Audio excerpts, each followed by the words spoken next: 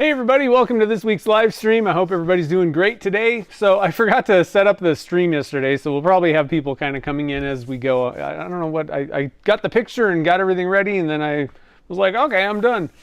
Then I realized I didn't have one set up today. So we got one going. I just kind of messed up setting it up yesterday.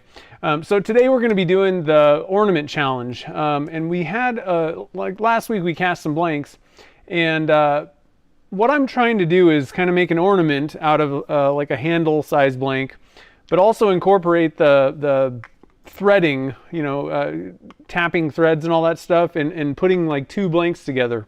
And I mean, realistically, it's a little bit unnecessary, but I thought it'd be kind of cool. You can utilize the same, taps and dies that you use for, doing bespoke pens. So let's see if we can do it. This is something totally different. I've never done this before, so we're kind of winging it a little bit like I usually do, but this is even further winging it this week, I think. So hopefully we can get this to work, though. So what I've decided, we made, let's switch and I'll show you the blanks. I got one on the lathe. So here's the results. So we did a white with some gold, the 14 karat nugget. So it looks kind of cool. The interesting thing is, I think that a lot of it sunk in the white, which white is heavy. So I don't know. I didn't think that the 14 karat nugget was that heavy. And then we did some pen blanks.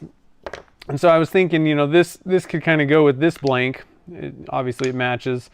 Or you could do like a green or whatever. But we made some silver. We made some of the gold nugget. And then we did some red and green tinsel glitter. So we just cast a bunch of pen blanks. And then the other blank that we made is on the lathe already. And it looks pretty cool.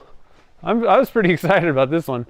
So we did a candy cane and we got some ribbon in there. And there's some crazy like white, I don't know, we pulled up some of the white somehow. So that's kind of cool looking. And we got some, what is that, the macro pearl. And it looks like it's snowing, and then we got a little bit of snow. And the nice thing is this solid white will cover up threads. So we won't see the connection between, the ornament, let's say, and like the finial thing. Now the one issue, excuse me, the one issue with doing this is work holding. All right, so, we're gonna tap threads in the bottom of this, but it's not like you can, utilizing the tap that I'm planning to use, I don't have a mandrel. Like, you can't really flip it, and that may not work anyway, especially if you tap threads directly into the resin. So what I decided to do was put on like a glue block. We're going to tap the threads. I'm probably going to have to make a little bit of a mandrel type thing so that I can add tailstock support, and I'll show you what I'm going to do there. I'm basically kind of making a very dumbed down section for like a pen. And what that'll do is screw into the blank, but also give me a 60-degree cone on the back end that I can use tailstock support with to turn this.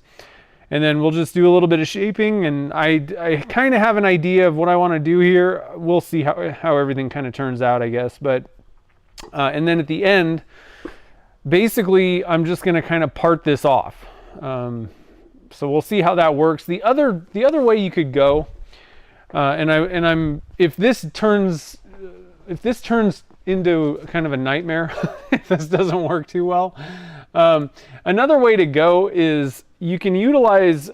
So stainless bottle stoppers make these. I forget what they call these, like accessory loop or something, some weird name. So what you could do technically is tap threads, or and even maybe put an insert into the top of a blank like this, and then utilize this for like the hanger.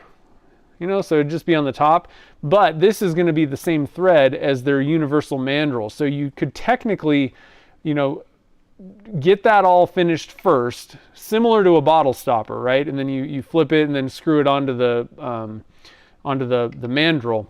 Let me go get the mandrel so I can kind of show you guys what I'm talking about, if anybody doesn't really know. So like a bottle stopper mandrel, and stainless has the universal, which has like the bushing set. And so depending on how you're going to be, curving the top of this thing in, You could, like I said, tap threads on the, and this would be like the top of the ornament. Tap threads first, and then you could mount this onto your stopper mandrel, and then do all your shaping, and then it would be a little bit easier. And then when you're done, you can just screw in one of these little doohickey things that, like I said, I think they're called like accessory loops or something like that. It's stainless. I'm gonna go to their website, and it's a loop, I think is part of the thing. Accessories. Decorative loop. Decorative.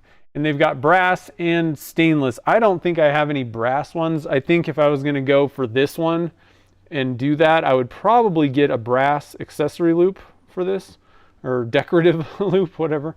And then screw that in, and then you could finish off the bottom of the blank pretty simply. You know, you'd have it mounted on the mandrel, and you could tap threads into the bottom of this. And then what we're going to do is we're going to switch to one of these pen blanks, and then just kind of create. Realistically, I think I would have rather gone for like a 1-inch blank or something like that, something a little bigger. So we're not going to get a whole lot out of something like this, but turn something, and then we'll put threads on one end, and then you can screw these guys together. So that's the game plan. We'll see how this works. It was just an idea that I had. Who knows? We'll see how it goes. So let's see here. Clyde was here first, and Chris and Lelia. Nice. Mark's here. Back from Branson. Nice. That's cool, Paul. And Brian's here. Did I say Brian? Mark and Brian. David's here over at Webfoot. Let's see here. Who else? What else is everybody up to?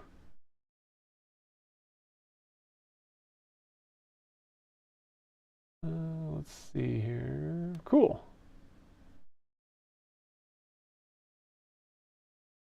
Yeah, these little insert things or whatever. Or are you talking about like the brass inserts? You could do that too. You can get away with tapping threads directly into blanks, but I'm even kind of getting to the point. I used to do that just because it was easier and I wouldn't have to glue it in, so I could do it while like on the stream. And generally it works. It works better with urethane. Urethanes stay harder. They have a higher, well, let's just say, I don't know about all urethanes, but clear slow set, say alumilite clear slow. It remains rigid. What I've found is some epoxies and some other resins, generally especially the epoxies, they tend to get really soft, and you can end up stripping the threads out and doing all this stuff. And so I don't know. I think you are better doing like a threaded insert into this. I just didn't have one. So do the threaded insert. The only issue is I wouldn't really want to do this on that other blank because it's all clear at the top. And so that's why I didn't even think about it. So if you can see, this side is going to be, the top of the ornament. And if you drilled in and put an insert and did all that stuff, like you would have to paint in there to cover it up. This is an instance. A lot of times I don't have a problem with seeing threads or, whatever, but like the threaded inserts don't look particularly good in clear or transparent. So you would probably want to, you could either just, put a colored resin on the top. It may kind of sink though. But you could maybe do like a second pour, or you can just drill out a bigger hole, pour more resin into the center, and then, drill it out for your insert. I think that's the cleanest way to do things, is just drill a bigger hole in the inside, pour resin in there, let it, fully cure, let it sit for a few days, then come back and do all your drilling operations. It just, rather than painting, it just doesn't typically work out amazing. And it can screw up, it can kind of mess up. Like if you put too much glue or too much dye in with glue, then the glue sometimes doesn't work. And so there's issues, abound. I think the cleanest way to do it, to get a really good looking, final product, is just drill an oversized hole. So if this would be a 5/16 to make, actually the inserts are 1/2 inch. That's the size hole. So I would drill like I would go for like maybe a 3/4 inch even, or something a little bit bigger than a half. 3/4 would be fine, and then drill in, you know, deep enough to cover up that insert, so like about 3/4 to an inch. Drill a 3/4 inch hole, and then pour resin that's, you know, opaque in, like fill up that hole that you just drilled, and then wait till it's fully cured again, and then drill in and do it normally for your insert and all that stuff. So anyway, I don't know. That's one easy way to do it. We're going to try the glue block and hope that works. So let's get over to the lathe and see what is going on here. That's not the right camera. This is the right camera. So I've decided I really like the red. I think I want to go with, you know, it just seems to match. I don't know. I kind of like the red with this. It just seems like that's the way we should go. So that's what I've decided to do for that. So the first thing that I want to do is, there's actually a little bit too much of this white. I don't need that much white. This ornament, I don't want it to be gigantic. You know, we're already going to have extra coming off from that pen blank. And resins tend to be like really heavy. So like you got to kind of be a little careful. Otherwise it'll just, you know, hang, you know, pull your tree branch down. So unless you got a really nice, you know, rigid branch that you can find. So I'm thinking I want to do a couple measurements first here. So it's a 1.5 inch blank. And I'm thinking I don't want it to be much longer than 3 inches. That might even be more than I want, like maybe 2.5. But I'm just going to work with 3 inches. Now, looking at this blank, it's tough to see on the outside here how far down the white goes, but I think that it's down to about here where it starts to be like really solid. So let's put a mark there. And some of this is a little bit of guesswork, but I mean, I can see where the, you know, where I can't see candy cane anymore, and it's somewhere in this general vicinity, something like that. So I definitely don't want to, you know, cut that off, and I want probably like at least 1/2 inch below that. Let's just go with like 3/4 or so. Let's see, well, maybe just 1/2. Yeah, I think 1/2 is probably, probably not going to be tapping much more than 1/2 inch. And then this would be kind of the top. This would be the furthest I would want to go at 3 inches up here. All right, so I want to cut off everything. I don't want this stuff. So we're going to get out the whatchamacallit, the, you know, the parting tool first. I'm going to turn on the dust collector. And I'm going to just use I got the Easy Wood tools. I really like this thing. This thing really does a great job on resins. You don't have to sharpen it, which is nice. Maybe a little high there. Come down just a little bit. I made a lot of marks, so I want to cut off everything below this.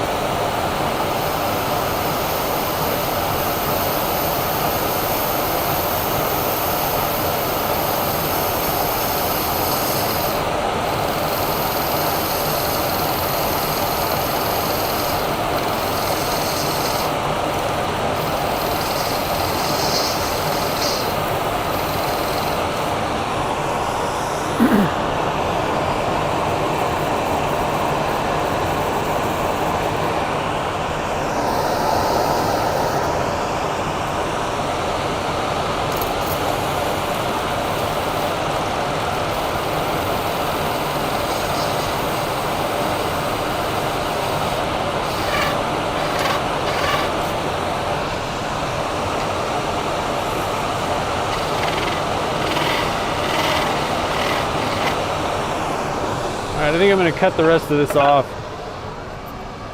just to make things a little easier.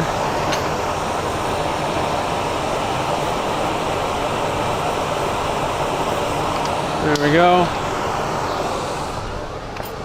Now I'm going to clean up the end here because we're going to be putting some threads on.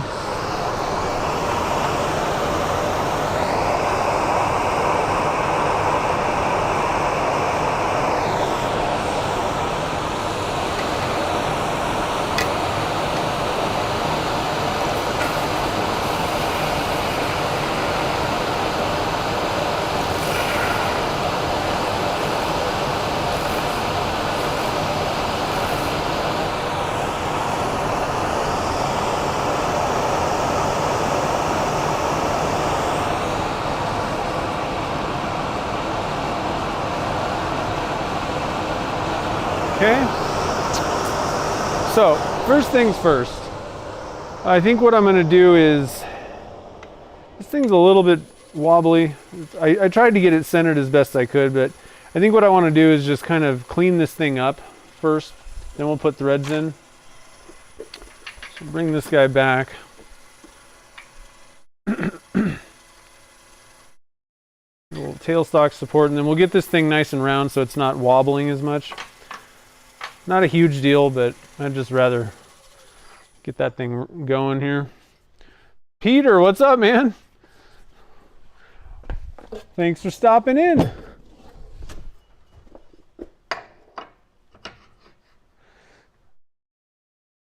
All right, let's kind of clean this thing up, get the wobbles going.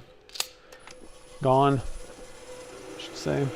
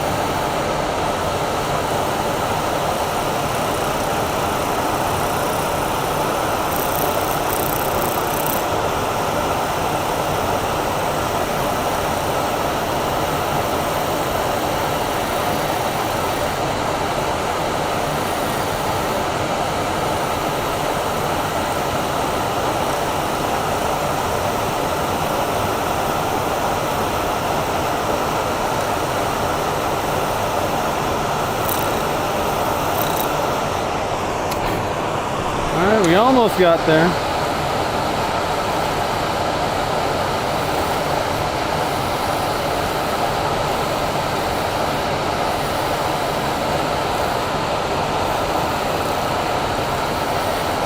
Okay. Should be round now. Roundish at least.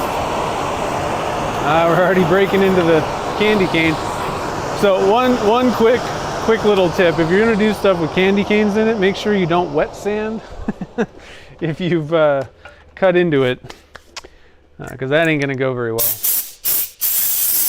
Although you might be able to make something really neat where it just dissolves if you get it if you soak it in water. All right, so we got this thing kind of rounded up. I'm gonna cut the threads, I think, first here. And we got a little bit of a bump. I think I am going to get a centering bit. So this is all kind of the same type of stuff as let's see here. You know, as like the I can't think today. Same types of things as the, you know, custom pens, kitless, bespoke. We're just going to tap some threads in here. Turn that down a little bit. So first I'm going to use the centering drill here just to give the drill bit something to cut into, and then we are going to be using, let's see here, a 9mm. So I'm going to be doing the 10x1, 10mm by 1 threads. So it's the same as the, I'll just show you a pen real quick here. So we're doing the same threading as I use for sections. So the same threads that are in the body and then the section. And so in this case, the body is going to be this part. I want to put the internal female threads in this guy, and then we'll put the male threads on the pen blank, which is going to be this guy. Hopefully this will work. I think we should be okay. Again, I think work holding is probably the hardest part of all this. And when we get to the other thing, I may end up actually, I don't know, I'll have to think about it. One way you could do the turning part, I don't know how well it would go necessarily, but you could thread it in to this blank and try and turn everything. That would probably be a pretty good way to go. I just, you kind of wonder about if there's any forces. So we can cut the threads on that blank. So I may, this is the tough thing. Like something like this where I've never done it before, I would want to do it once or twice and see where the problems are, I haven't done that yet.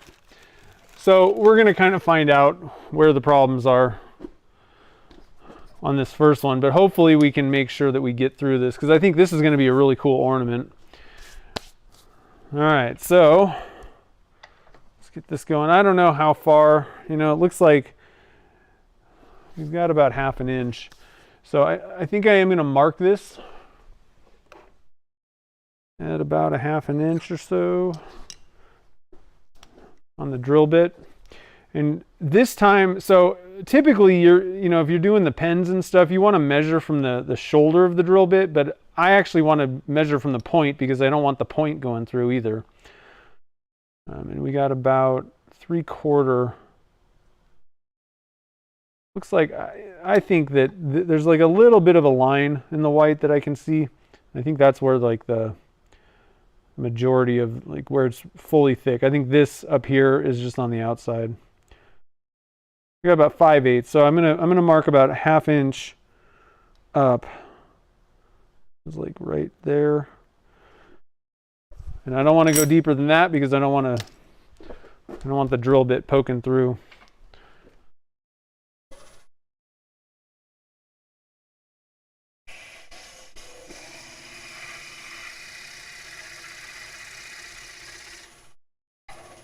Can't see. There's my mark. There it is.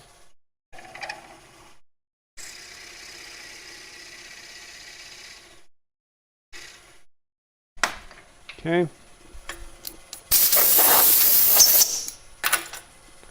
Got that done.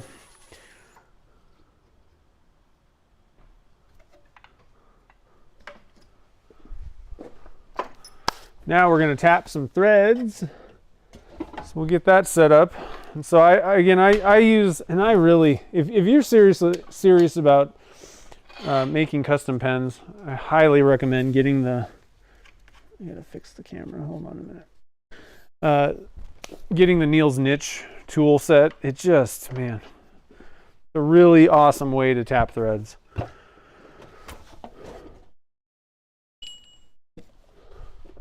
On a wood lathe especially, but it even works on a metal lathe quite well. All right, so we're gonna tap threads. I got a 10x1 tap here. Pop this guy in. You can get away with not having all these tools, but man, you got the budget and you're, again, it's not so much that you need to have all these tools. It's if you're serious about doing this, you're pretty certain that you want to make the custom pens and do all that stuff. This makes things really nice. Now I'm not going to use WD-40 or any other lubricant or anything like that. I'm just going to go dry it. It should be fine in this case. Part of the problem is I got a candy cane in there also. So I think oils are, I don't know if you guys can even see what I'm doing. Get the camera going.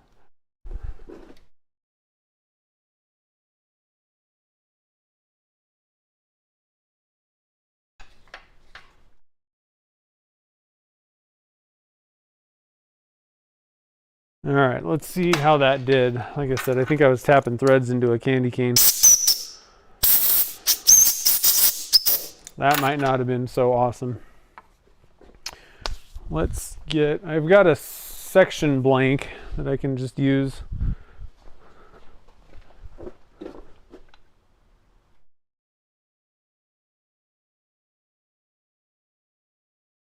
Look at that.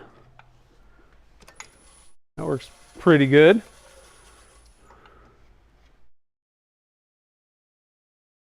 Okay, so we got threads. Now, here's the thing.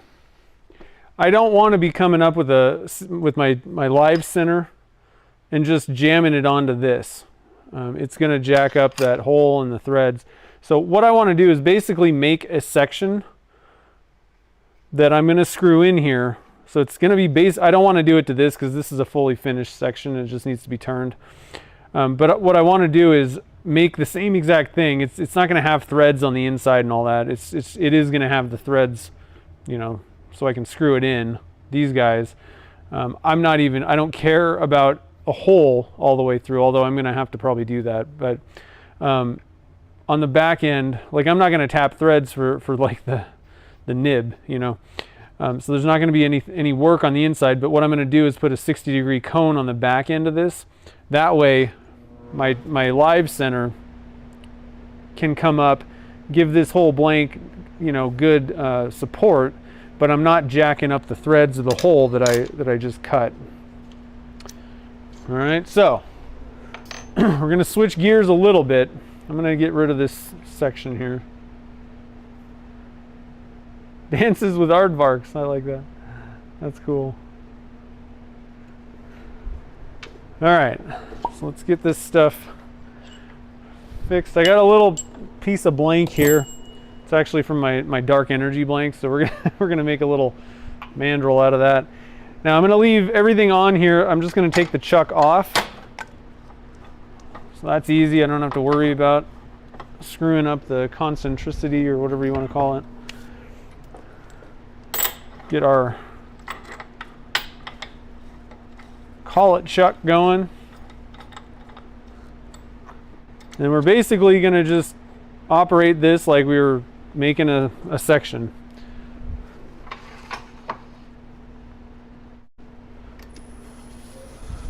Okay, so again, first things first. Square this guy up.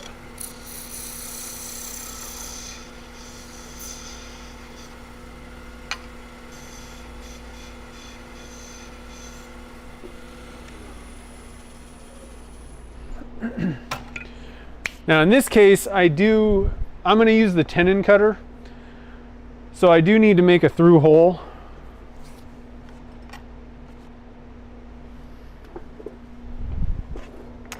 If you want to just make do it by hand, make the tenon by hand, then you don't really need to mess around with all that. But let's see here. First we're going to put a center drill, and this isn't all super important, but we may as well do it proper, right?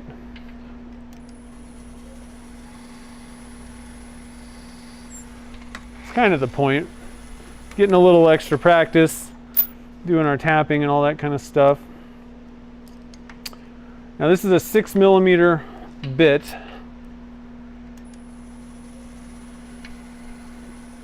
Let's get this thing going here.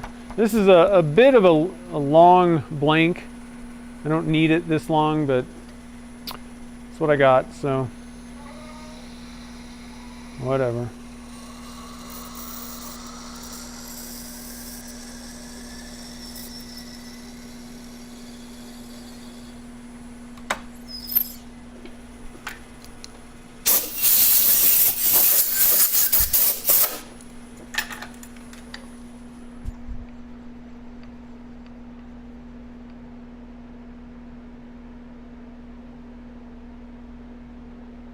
Seems like a lot of mass. I'm not sure what that means.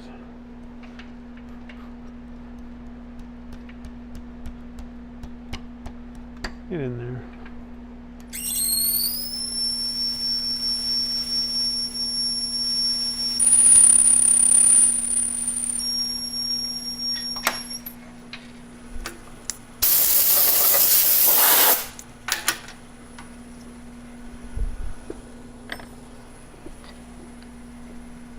All right, so we got a 6mm hole. Now we're gonna hook up the tenon cutter. This is like my favoriteest tool ever. And if you guys aren't familiar with this thing, Turners Warehouse sells it. Jim Hines came up with it. And the way it works is it's got a cutter on it, and it's got these bushings that you use to set the cutter. And what this is gonna do is it's gonna cut the tenon. And it makes it super repeatable, super fast. That was one of the things that I really didn't like when the first couple custom pens that I made. This was years ago. I'm just sitting there messing around trying to do it by hand, sneaking up on a tenon, and it just, between the sneaking up and then going, oh, I went too far. You either take it would take me like 30 minutes almost to cut a tenon. It just, because I'd sneak up and measure and sneak up, and I don't know what a 1/10 of an inch looks like, or 1/1000th, or just wasn't very good at that. And so that was one issue, but the other issue was sometimes I wouldn't even get it square, really. And so this eliminates all the problems with, if you're not particularly good at making tenons on these things, it really fixes that problem. So this is that other tool that I would highly recommend if you're going to be making custom pens on a wood lathe. Definitely pick one of these guys up, and it has bushings for pretty much all the sizes that you're going to need. Like I think 9 through 15mm, which is fabulous.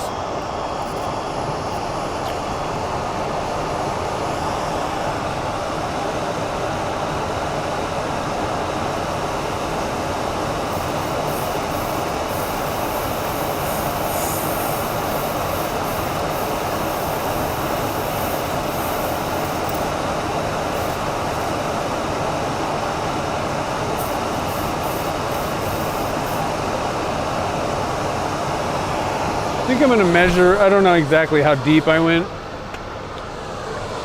but I do want this to pretty much take up the whole space. So I'm just going to, you guys see, just going to take my calipers, measure down in.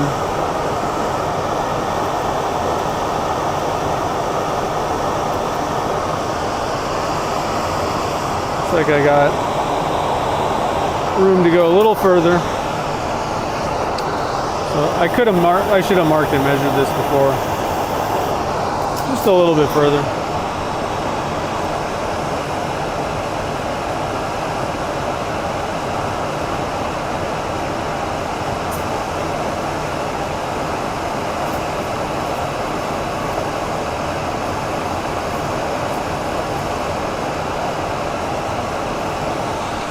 All right.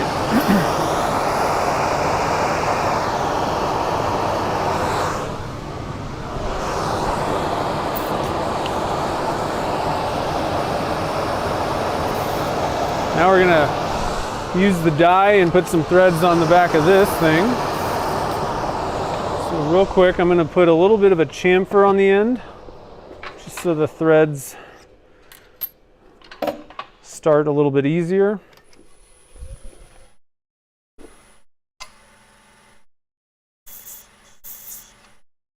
Nothing big, just knock off that sharp corner. And then you want to stuff, you could either use this, I think it's a little better if you use the drill bit. You want to kind of stuff something in there just so it has some strength on the inside when you're tapping or using the die to create threads. Plastics just don't really have that tensile strength, and so they can kind of bend a little bit. So we got our 10mm die. Pop this guy into the niche tool. Yeah, this thing is awesome for doing any kind of tapping, dies or tapping. It is really a nice thing, and that's kind of what I was trying to do with this project. Is we've been doing a lot of stuff. Turners Warehouse is doing Chad's been covering the, you know, making pens, doing the whole custom pen thing. And, you know, I think for somebody that's brand new to this, they're like, oh man, I got to buy all these tools, and like, this just isn't simple. You know, like, I got to do stuff. And so I was thinking, you know, well, there's other things. It's not just for pens necessarily. You know, that you would use this stuff for. You could. I'm just going to put a little WD-40 on this, just to make the thread cutting go smooth, and then you just boom. And the thing is, you know, I don't know. I think if you make pens, I think that most people that just make, you know, if you're doing just kits, I think most people that make turn stuff, make whatever, would be interested in doing the custom ones. And I don't think that you need to be particularly worried. It's pretty simple, honestly. There's nothing particularly difficult about the process. It's really just, and I like to just come back and just give it one quick chase. I'm going to blow those shavings out. Try and get up to that edge a little bit. You don't need to really crowd it, because you're going to have to cut a relief in the back. But I like to make sure that the threads, and I keep for the 10x1, I don't mess around with flipping it. I just run it on the back side. So just in case anybody that doesn't know, when you're dealing with these dies, there's no writing or anything on this side, and the cut goes all the way to the edge here. On the other side, it's tapered, and this is where the letters are. So most of your dies are going to work this way, where there's a kind of a lead side, and this is kind of to get started. But I just don't really find that you need the extra help typically on this 10x1. I do it on my body and cap threads, but I just keep this thing permanently on the back side in this thing, and it works just fine. Like I said, that's for the section threads, though. I think part of it has to do with the fact that it's a fairly coarse thread, I would say. I like to get these things kind of centered. Doesn't seem like I'm in the... Hold on a minute.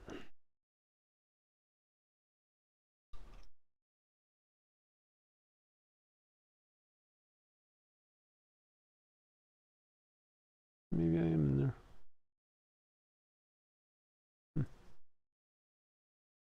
I don't know. This thing doesn't seem like it's finding. There's little dimples that you want to get these things lined up with.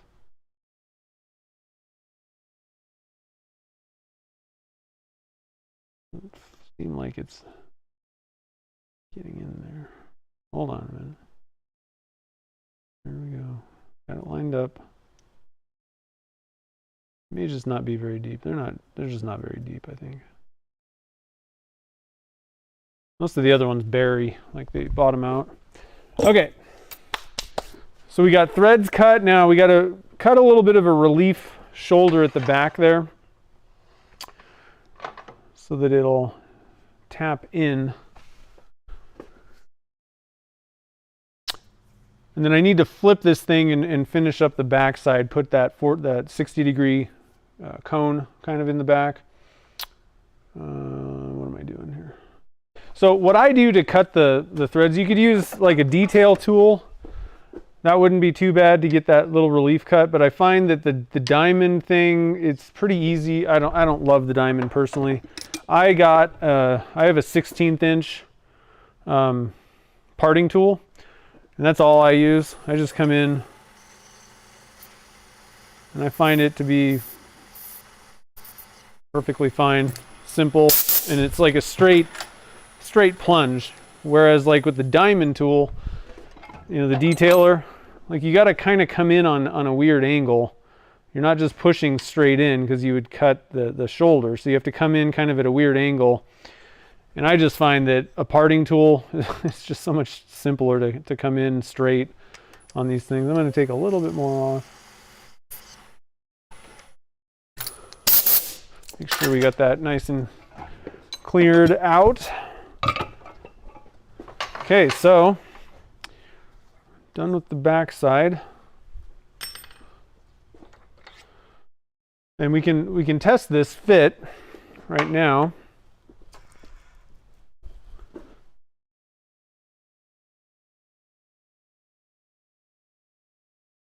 See if it's too long or anything. It's a little bit long. So I'm going to cut a little bit of the end off this guy. I'd rather be too long than too short in this case. I really do want it to kind of go all the way down to the bottom. So I'm just going to nip a little bit off.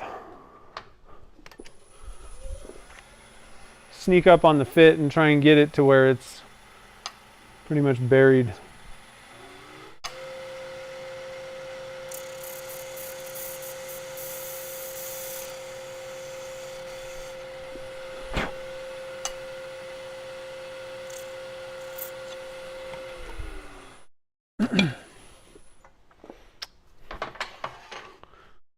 All right, let's see how that did.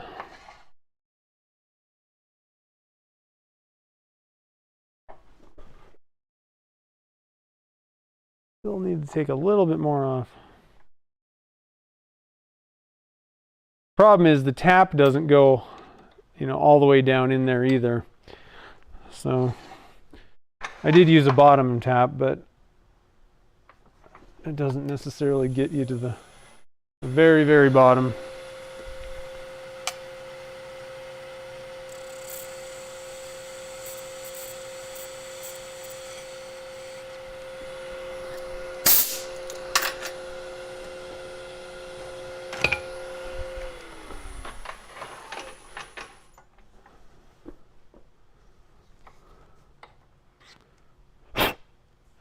Hey Kim, no problem.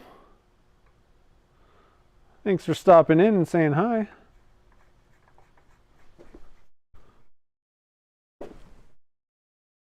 Still getting tight at the bottom there.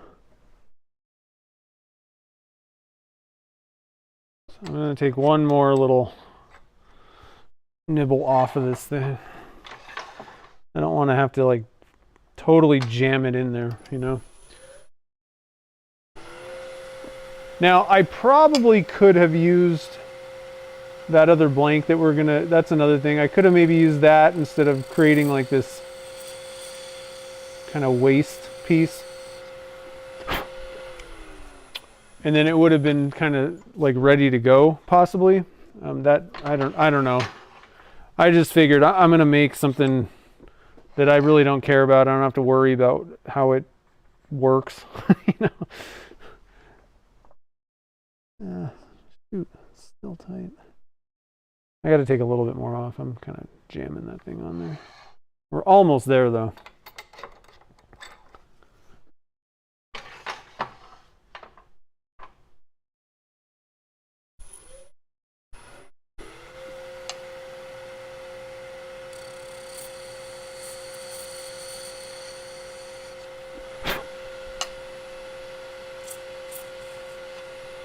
Okay, that should be pretty good. Like I said, I do want it to be kind of tight. There comes a point where it feels like I'm forcing it, and I don't want to jack up the threads on either of these things. So let's see how this one does. Oh yeah, there we go. Tight, but not terrible. And I don't need a whole lot of length here. That's really not important.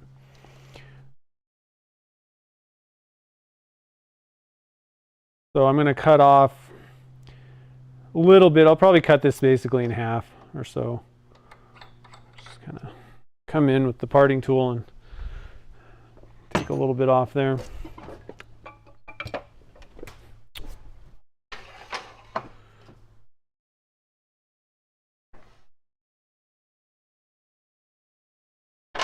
Make sure this thing's tight. There we go.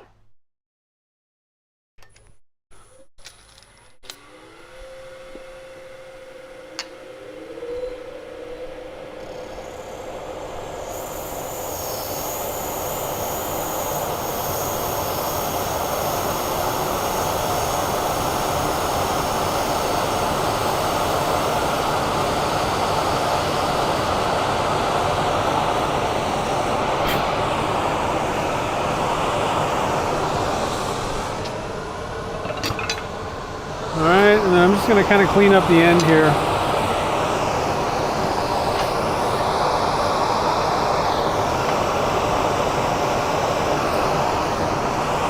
Just to make sure.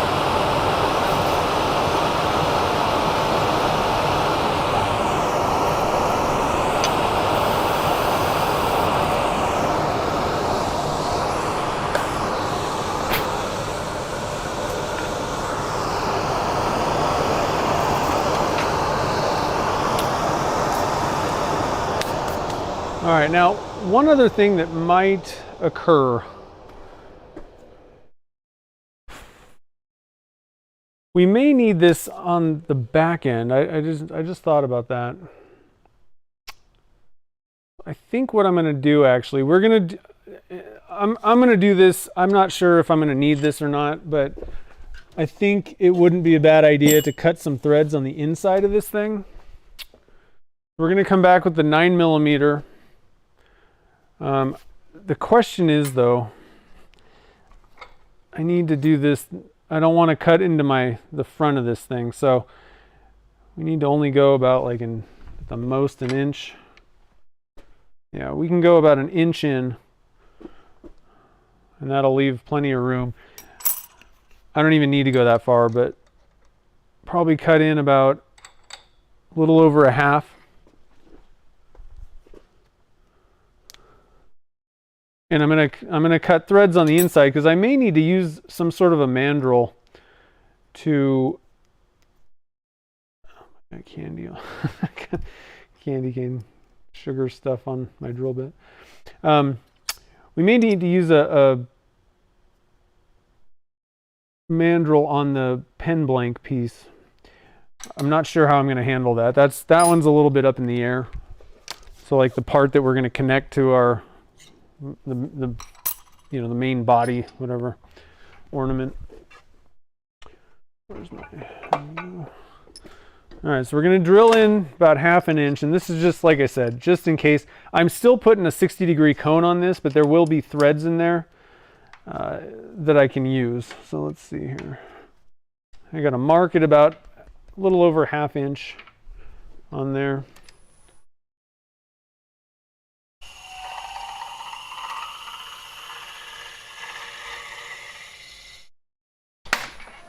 Okay.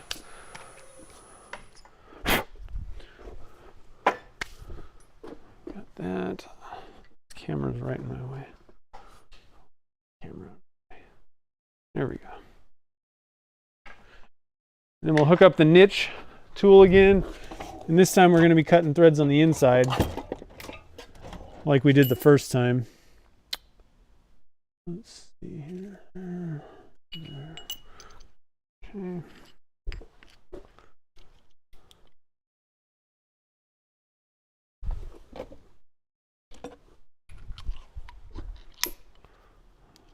So we'll get these guys set up here.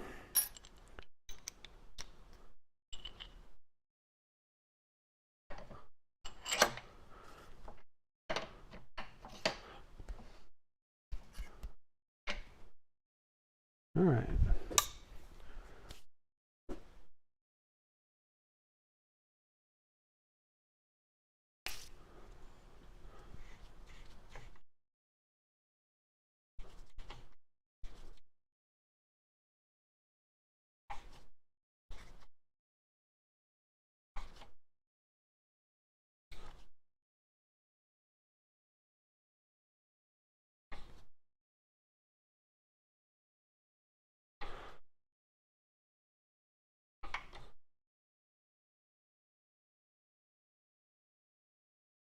And I want to go as far as I can in here, as deep as that hole went. So I'm going to wait till this kind of, there we go, that's probably bottoming out right there. Because I'm going to cut a 60-degree on the back of this. Oops. I lost my tool. Luckily it fell on the bottom of it. Okay, we're rocking. So next I'm going to put that 60-degree on this. I'm probably just going to use a, that's not big enough. I need to find something large enough with a 60 degree. So if you get one of those center drill bit sets, you should get, I would recommend getting a set of them. So this will work fine. That'll put that chamfer on there. And what that does is it's going to line up with my tailstock live center. What am I doing?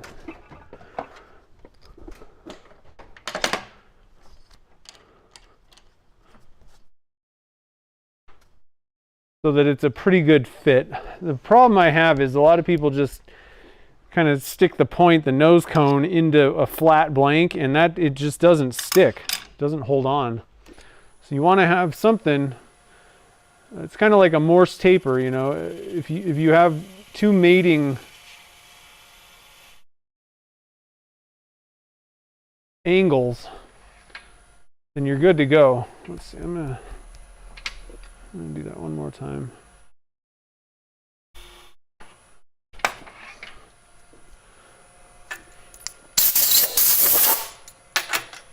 All right, let's see how that turned out. And all I'm trying to do is provide support for the main blank. That's all that I'm doing with all this stuff. Because I don't want to damage the hole or the threads that we already have in there for the, you know, that we tapped. So let's see how this, oh, yeah, that's nice. Perfect. Okay. Now we can come back and start turning. What do you guys think?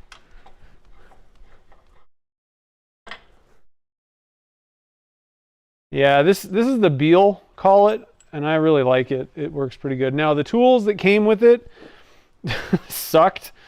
To be honest, a lot of people have said that they like the, there's another one that you can get. I don't know if Turners Warehouse has them now, but I think you can get them at, what is it called? Craft Supplies USA? Is that what the heck is that what it's called?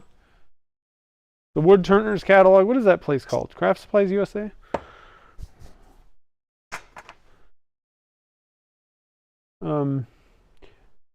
Like they're the more expensive collet chuck is a pretty good one. I've heard from people comparing it even to the Beal. I ended up buying, so they give you like a bar that doesn't even fit in, in these stupid things. Whatever they gave me, I don't know if you can see that, but it's all jacked up. Like it didn't actually even fit in there. And they didn't give you anything, I don't think, that fit on the nut. And I'm like, thanks. So I went and bought this online, this little tool set. So this thing kind of grabs on to this and it works great. But then this thing fits onto the nut. And so at that point, this collet chuck is awesome. But out of the box, whatever they gave me, it was idiotic, is how I'm going to call it. I was like, this doesn't even, you can't even tighten this thing. Okay, so all that work just to create a little doohickey, let's call it, so I can get a little bit of tailstock support going while I turn this whole thing. All right, are we ready? So we need to look at this again, and I want to make some marks and get some finalized kind of things. Like I said, I don't want to go, definitely 3 inches is the max that I want this ornament to be. So that's my limit. Realistically, 2.5 might look better. That's the other thing that I'm kind of keeping in the back of my brain with this. 2.5 may just be more proportional with a 1.5 inch diameter. And so what I want to do, what I'm kind of going for, I made very, very simple, terrible drawing. So basically, well, it would look like this. Basically, I just want it to kind of swoop out, and we're gonna, you know, I mean, there's not a lot I can do with this anyway. So just look at this part. That's what I want to kind of go for. Almost kind of looks like a fat bowling pin or something. And I want to have kind of a large kind of thing at the top because I want to drill a hole through there. That way you can put your hook on there. Kind of come in, have a little bit of a taper, and then bulb out. And then this little part is going to be our pen blank. All right, and I'll just have to kind of shape that. It looks sort of like a little light bulb or something. We'll have to kind of see. I'm not necessarily the most awesome, like draw a picture and then turn it kind of guy. So, and that was just a rough drawing with no dimensions or scale or anything. So first things first, though, I do want to kind of create a demarcation point at the top there. I'm just going to pull my detail tool out, get in here. Really not going fast enough. Let's get some air conditioning, dust collection going here. All right, that's just to tell me that's the end. Now let's see, I gotta switch out. While I'm doing that, I want to listen to the dust collector. I'm gonna switch out. I got a regular cutter. I find when I'm turning the bespoke pens, because I don't know, because it's a pretty long piece of resin, and then you've drilled holes and done all that stuff, I actually find that I get less kind of chatter using a standard cutter for doing the bespoke pens often. So that's something, if you're having a lot of trouble, you know, with like chattering blanks and all that, maybe try going back to a standard cutter.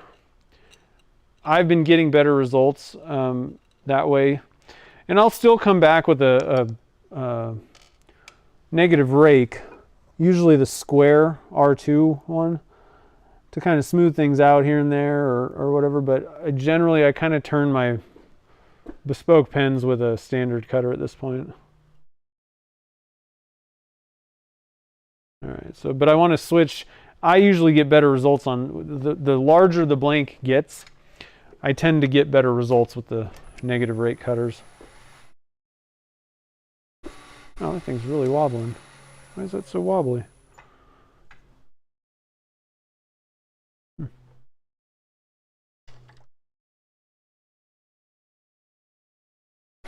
No, I don't think. Huh.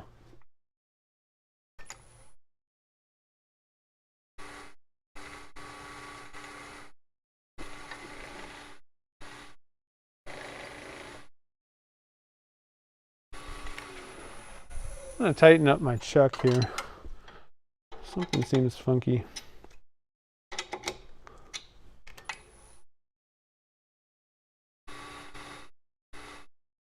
Better. Slow it down a little bit. All right, let's go. I have a link to the tool set. Oh, offhand, I don't have a link to those things. I'm going to turn this a little bit too.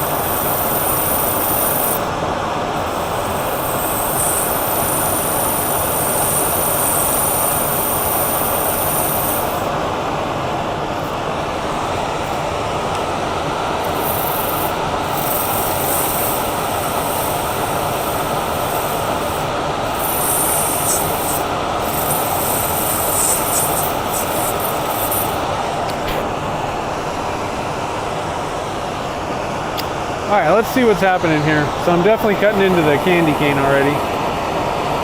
See that? That's okay, not a big deal. Getting into the ribbon a little bit as well, but that should be okay also. So what I want to do is I want to kind of make this a little bit bulbous. So our widest point is probably going to be somewhere like right here, and then we're going to kind of taper in.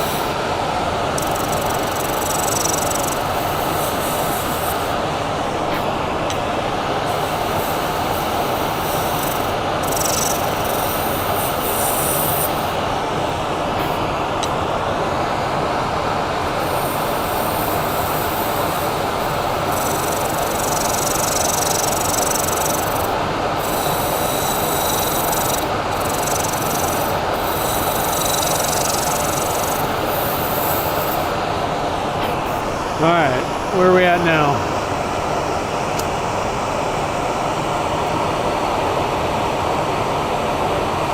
Starting to look pretty cool. We have a little bit of glitter in the snow. I forgot about that.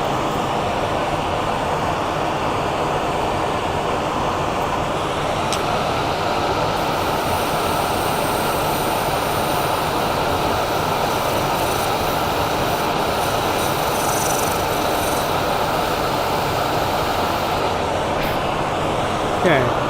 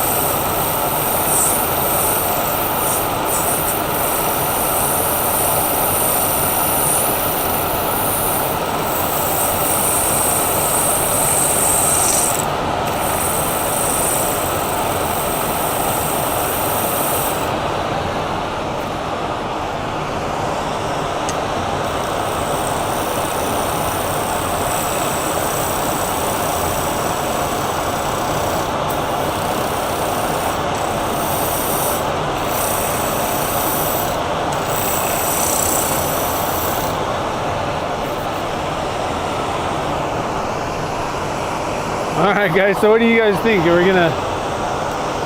this gonna work out? I'm not even sure myself. One thing about it, you're definitely gonna wanna put a CA finish on your exposed candy cane parts.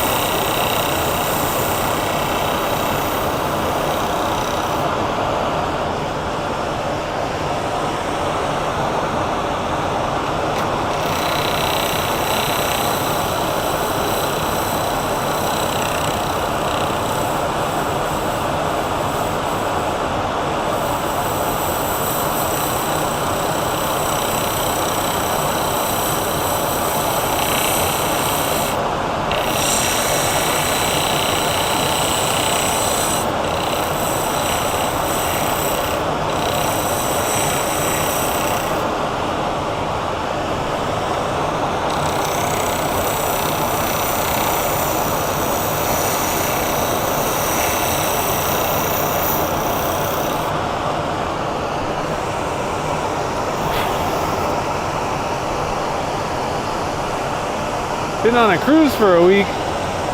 Where'd you go on a cruise to?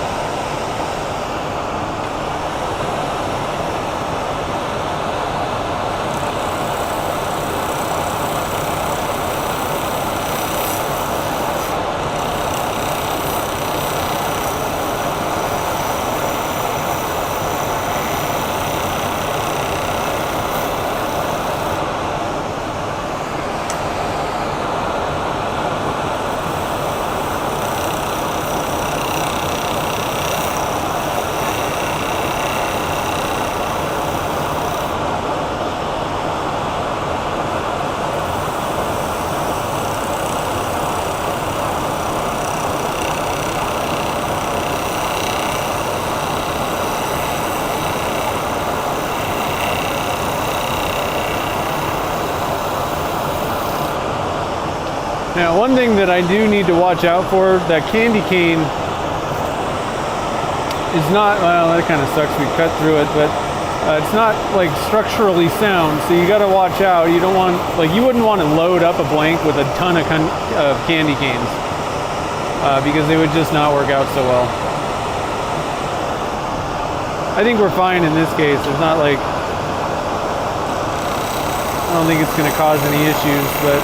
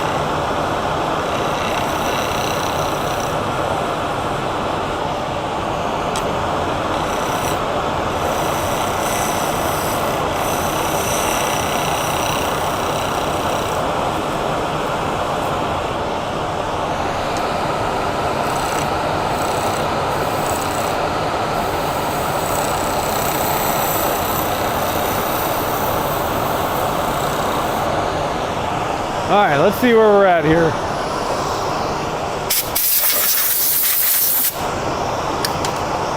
Fortunately, we did take a lot of that candy cane away. Thinking maybe I should just get rid of that. Take it all the way out if I can. I think it'll look better once we start sanding it, but it's kind of a tough one.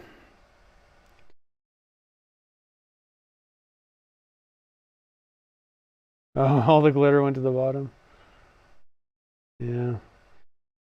Yeah, a lot of times with glitter, you really do need to kind of wait.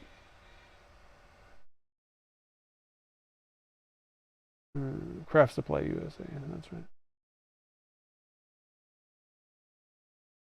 I don't know what I was saying. Oh, a lot of times you have to kind of wait and see what it looks like once you've polished everything up, you know?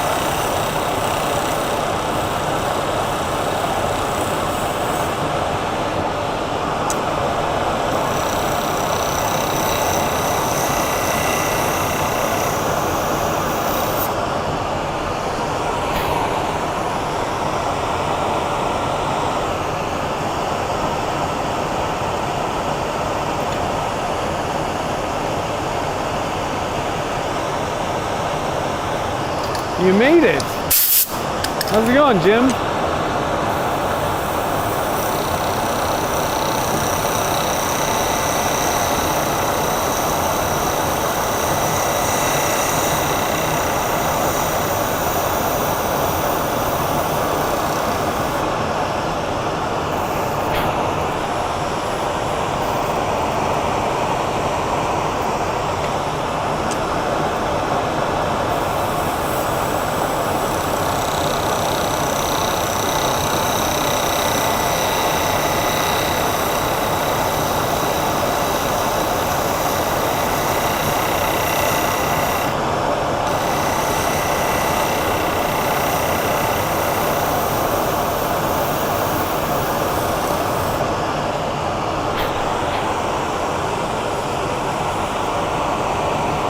Oh, so close. We're getting there.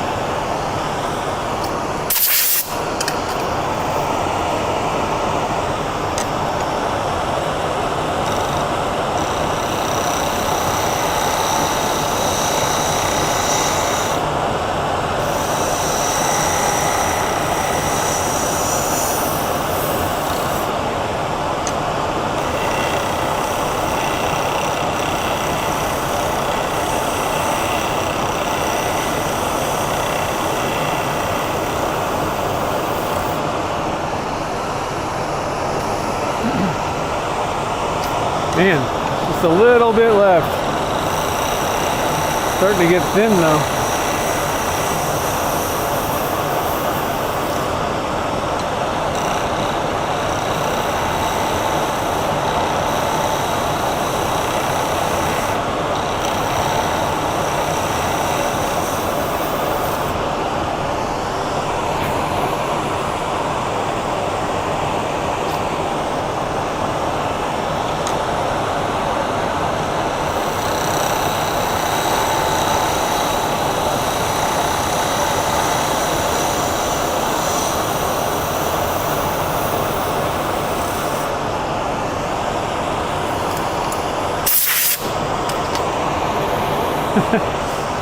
It just won't go away.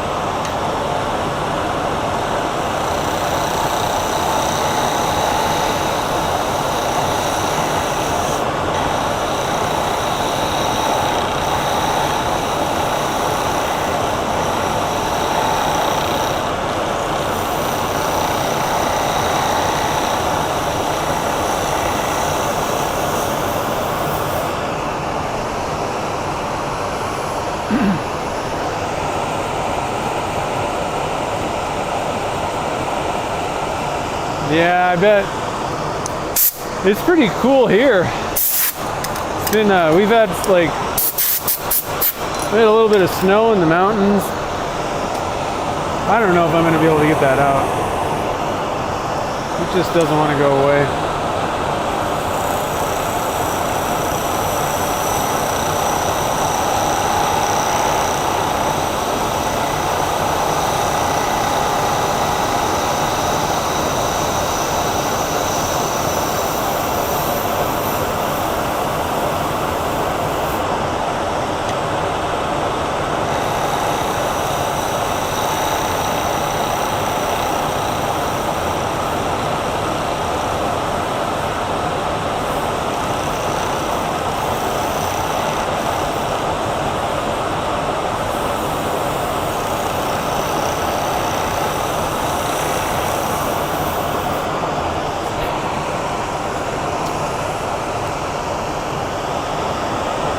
I got it. No, I didn't. I thought I got it.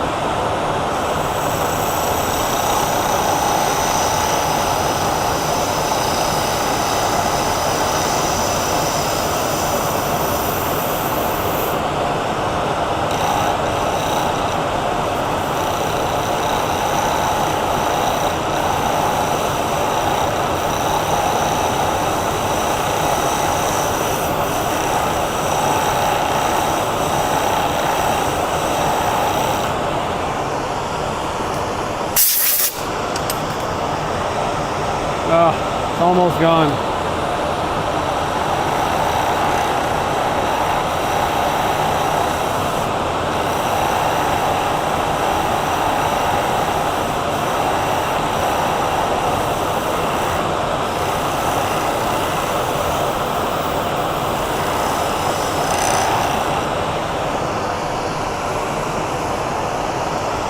Yeah, definitely committed.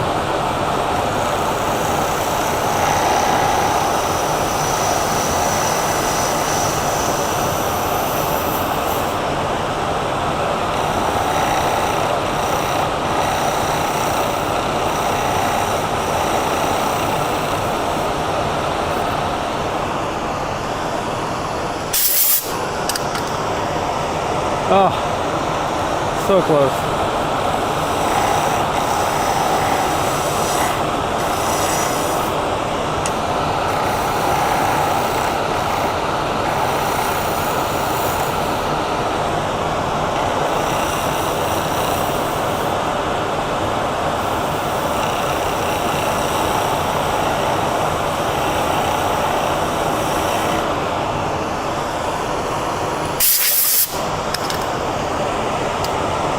Oh, come on.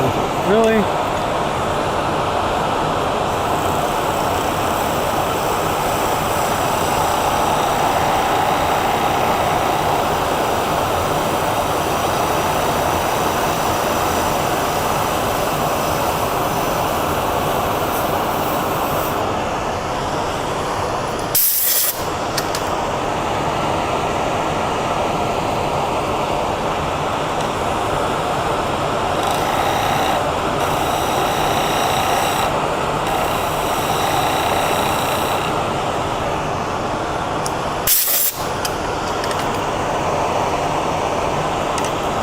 Almost. There's like one more cut, I think.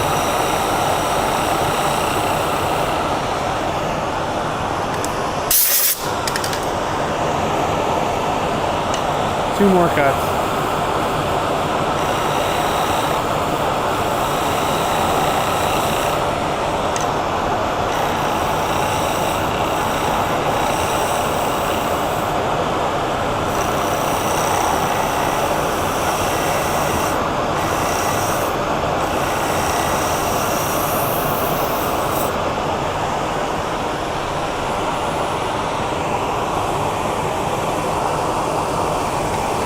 Alright, we got it out. Now I just want to kind of tune up the shape a little bit. I think this is probably a decent diameter for where I want to drill the hole. I just want to kind of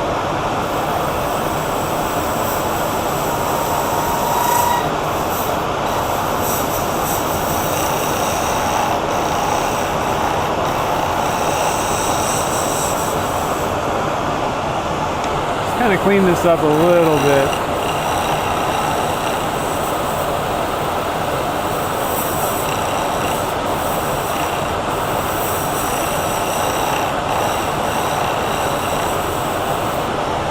Alright, I think that's pretty good actually. So I'm going to get you guys in here. Try and kind of take a peek at this. You can't really, it doesn't look spectacular right now necessarily. But I think once we sand it up, it'll be interesting at least, bare minimum. It'll be a little interesting. And I also want to kind of fix this side. Come in, I'll probably get the detail tool out. Just kind of fix that up a little bit. Looks like we got a little bit of a bump there. So we still have a little bit of work to do. Getting things kind of smoothed out a little bit.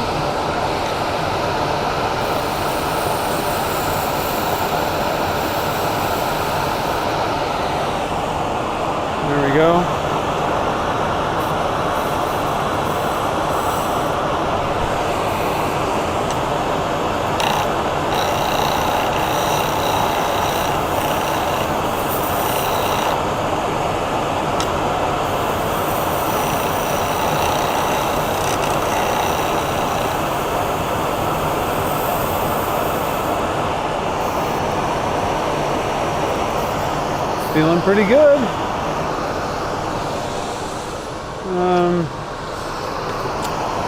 Let's see here.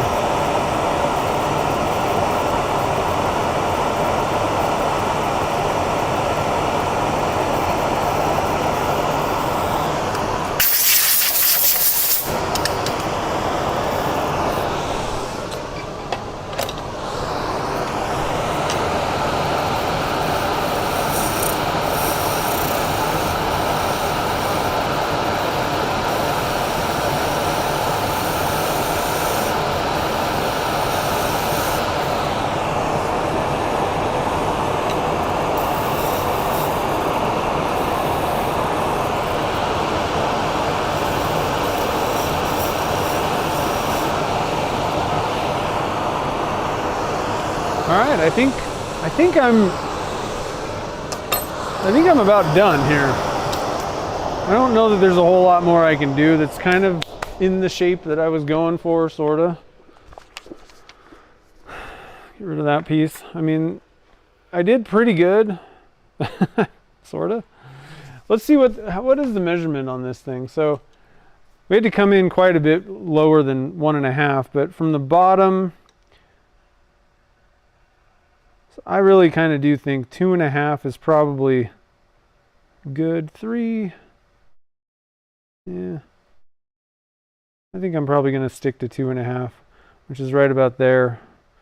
Just kind of cut it off, lop it off, round it over a little bit. But first, I think what we'll do is sand. These ribbon pieces are pretty rough right here at the ends. So we do need to do a lot of sanding. Also, we need to, luckily, there's only one little piece that we need to seal with CA glue, but we are going to have to put basically a CA finish on top of the whole thing to keep moisture away from that candy cane. So yeah, you have to, you don't want to fill, you really want to cover the whole thing. CA is not going to, like, just putting a little CA on that is not enough. You need to put a full CA finish on top. I know, 3 hours later. That little bit of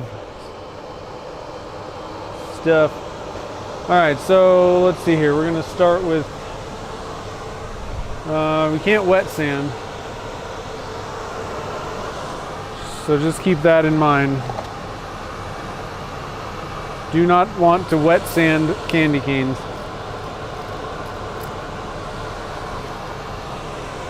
They will just dissolve.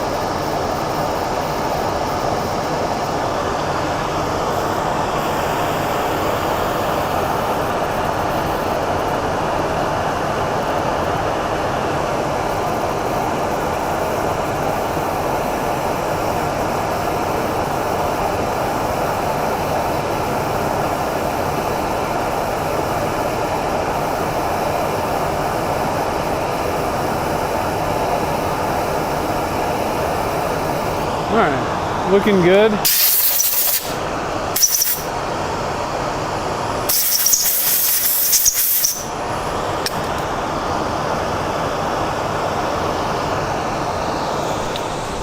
And then I'm just gonna go up to a 500 with like a pad. If I can find my 500 here.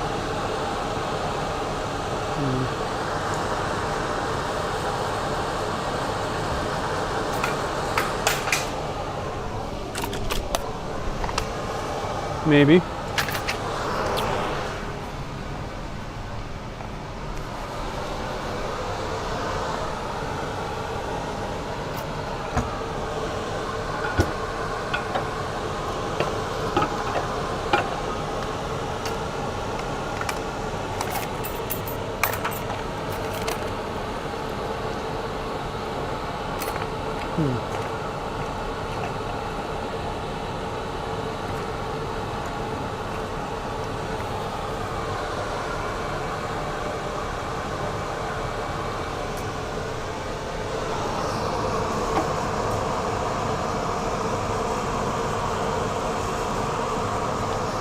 Well, I can't find that pad.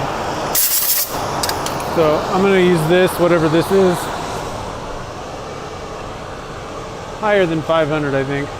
First thing I'm gonna do is wipe off the blank with some denatured alcohol.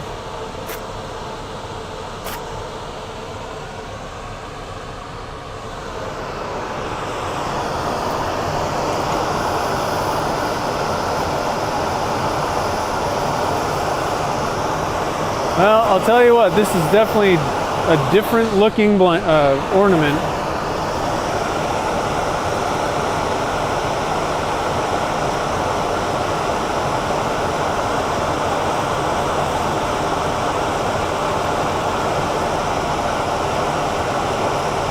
I've never seen anything like it.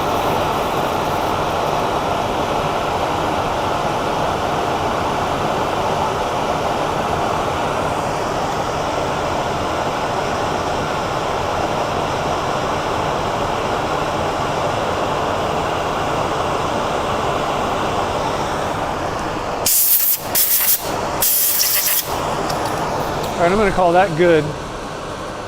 Give it one more wipe with the alcohol. And then we'll apply our CA finish. I do need to watch these threads a little bit, but I don't think it's going to be that big of a deal. I think we'll be good.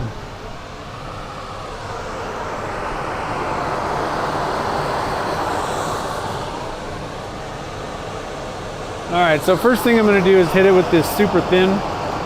That'll absorb a little bit more. Let me get it going forward this time.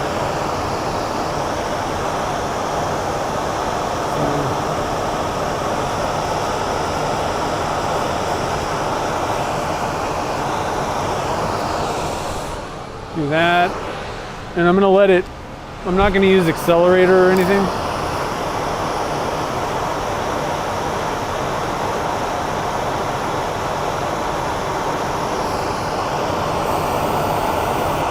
Because I want it to kind of absorb and dry on its own.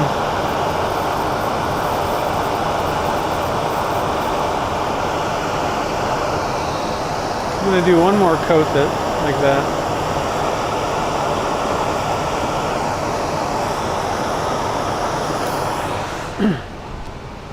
All right. And then we're going to move. I like to use the Mercury Thin Flex as like the finish. Another good one that I like is the Bob Smith Gold, Super Gold Plus or something like that. I need to get some more of that. That one's nice because it doesn't have a very strong smell. I think it's like engineered to not smell. So that's cool.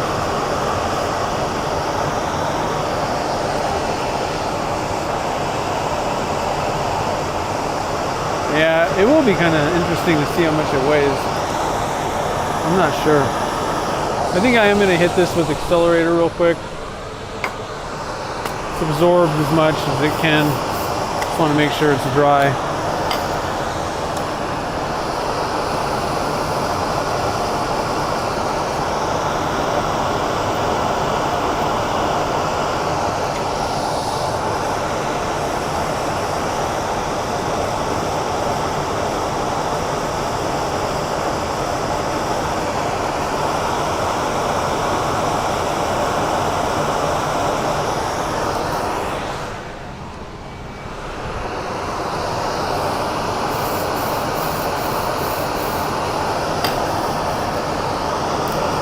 That's pretty cool, actually.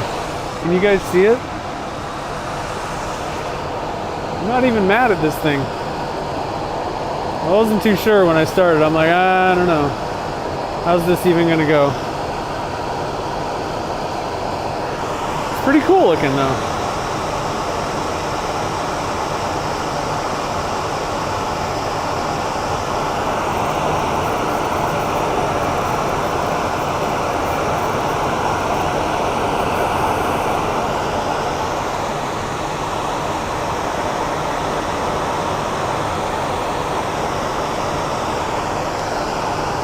Alright, let's put on another coat. Zoom you guys out a little bit.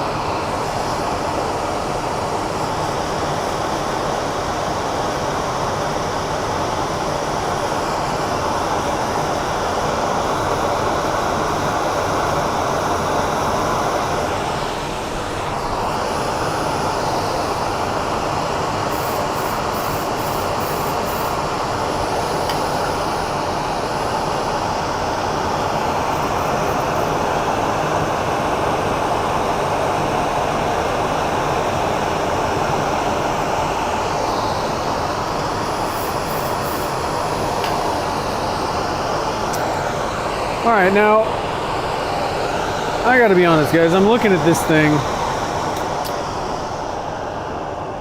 and I don't really know that, well, there's some funkiness. Oh, that's kind of sticky still. What's going on? I was gonna say, I might just leave it without doing all the sanding and polishing of the CA, because I don't know that I'm gonna get it significantly better with all that work. There are some areas that kind of need some more. It's kind of tough to excuse me, it's kind of tough to apply things to very bulbous and you know, like non-flat surfaces with CA glue. Like, it's almost like this would be definitely a lot easier to like spray finish, but I don't have time to wait for 37 coats of lacquer.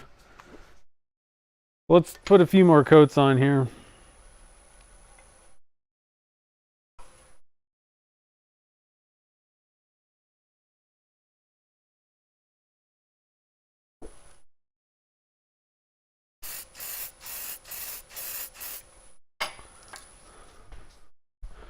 And the Mercury Thin Flex and Medium Flex, either of the flexes, it's a finish. It's meant to be like a finish, and it's meant to be used with accelerator with this stuff, okay? Some of them may react a little bit crazy with certain, especially certain types of accelerators. So just make sure you know what your, you know, how your CA glue works. All right, let's just keep putting on coats.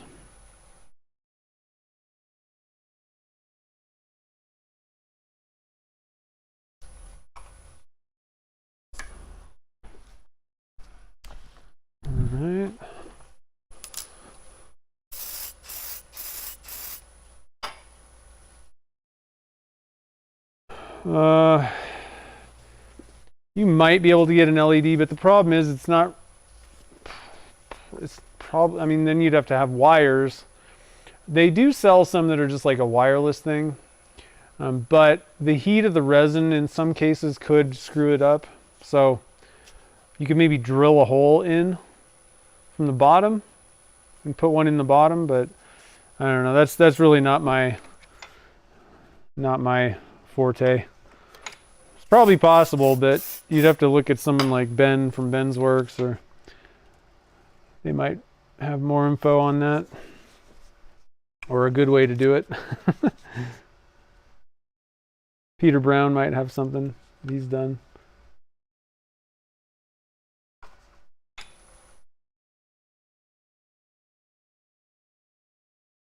I'm going to put two more, well, this and then one more coat on, and I think I'm going to call it a day for the finish. And I guess I'll probably part this thing off, or you know, get that going afterwards. I do need to drill a hole, so I'm going to do that first. I want to drill a hole in this. That'll be where you hook it, you know. So I think I'll do that. Just grab like a brad point drill bit and stick a hole in there, and then part it off.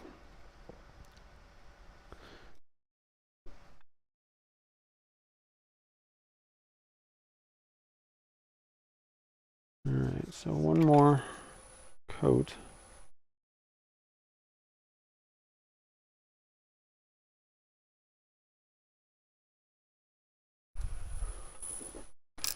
All right. I need some more CA finish. Do I have another one in the fridge? One thing also, CA glues. Oh, nice. I have another one. You can kind of keep them for longer if you keep them in the fridge. Just to let you know. So sometimes I'll stock up, but I only keep one out. All right, so that's looking pretty good. Let's now at this point you can wet sand, right? So let's get on that. I think I am gonna stick this thing back on so that we can get some, because this thing's pretty bendy right now. And I want to get some tailstock support on this while we're even while we're sanding. It'll just keep things more rigid. I can, you know, if I put pressure on it, it's not going to bend or do anything.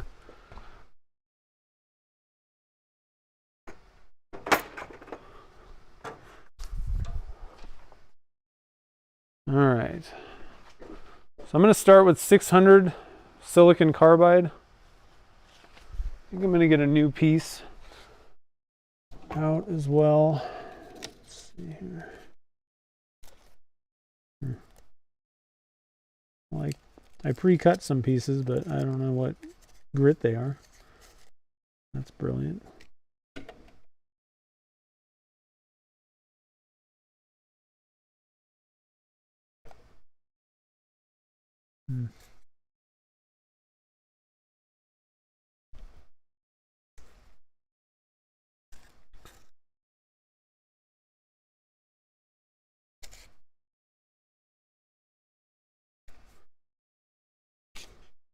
Okay, here's a piece of 600.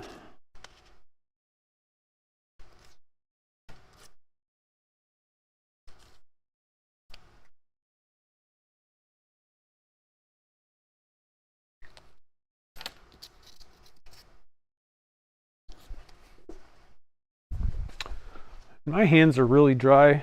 I'm going to put some gloves on to do this. I find wet sanding makes them even worse.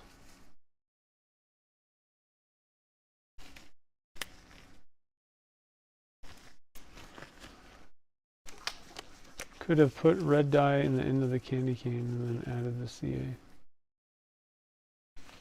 Red dye.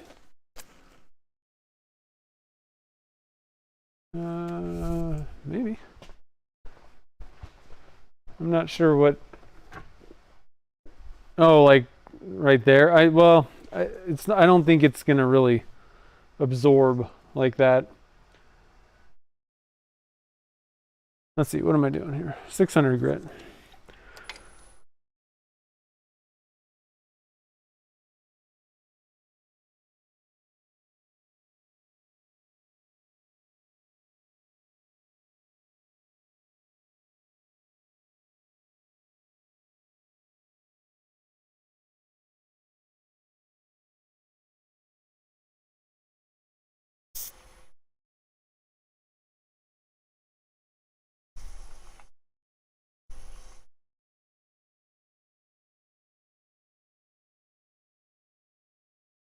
I'm gonna move to 800 kind of quick. I don't want to take off a bunch. Sometimes the silicon carbide can be a little aggressive.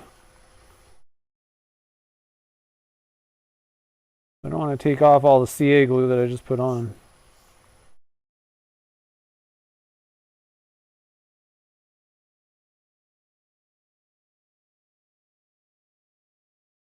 And I'm going to move to in fact, I'm going to get new Zona papers as well. Those ones have been They've seen a few sandings so far. Speed it up a little bit.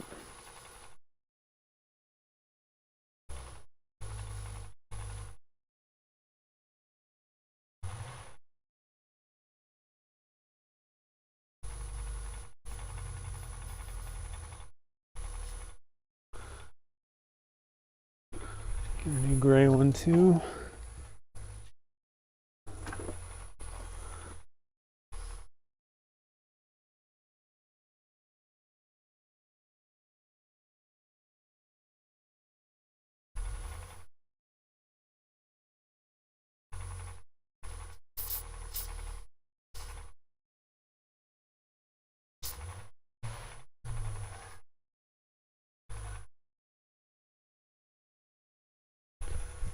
Okay.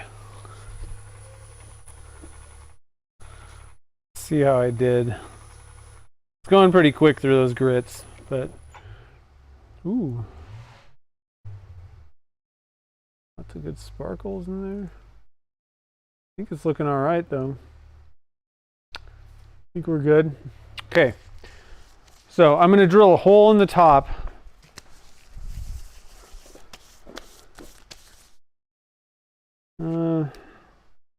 Suppose I should. Let's go through the polishing steps as well. We'll get our Magic Juice plastic polish out.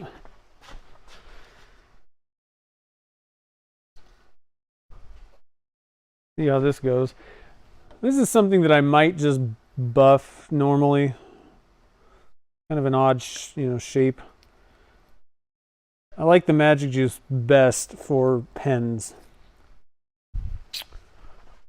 But let's see what we can do here with this stuff.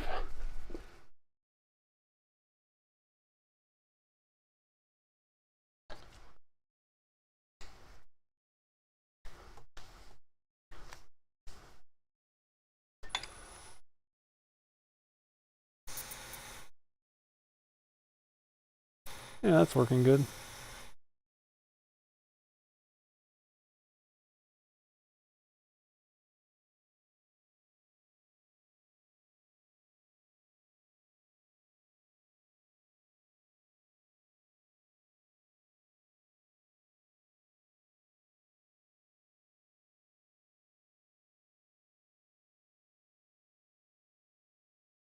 All right, step one. I mean, it's already looking pretty darn good. That's pretty cool, actually.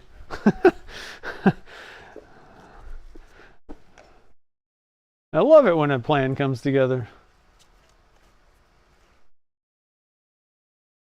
Didn't really have a plan. That was one of the tough things about this project. Is the plan was I wanted to do threading. Like in my brain, but that's where it ended. I didn't have like a plan. So when it comes to making the blanks and shaping it, doing all that, I had no idea what I was gonna do. So I love it when they work out, when those types of things work out.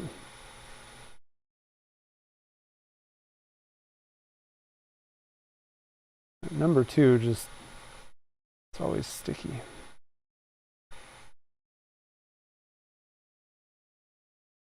All right, number 2.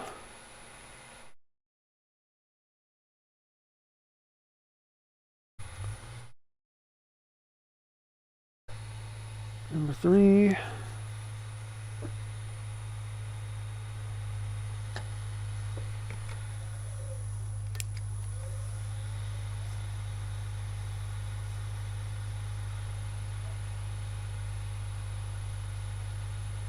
Yeah, red and white are pretty good colors.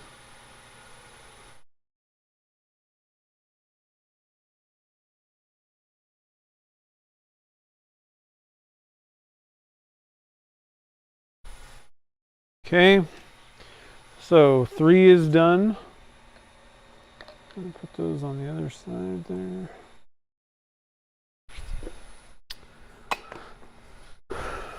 Number 4.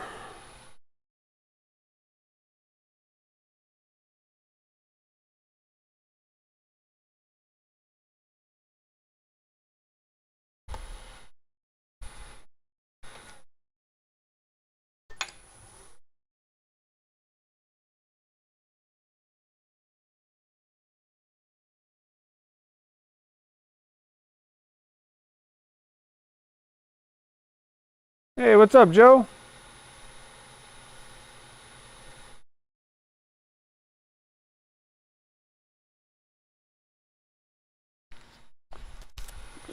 Okay. Number 5.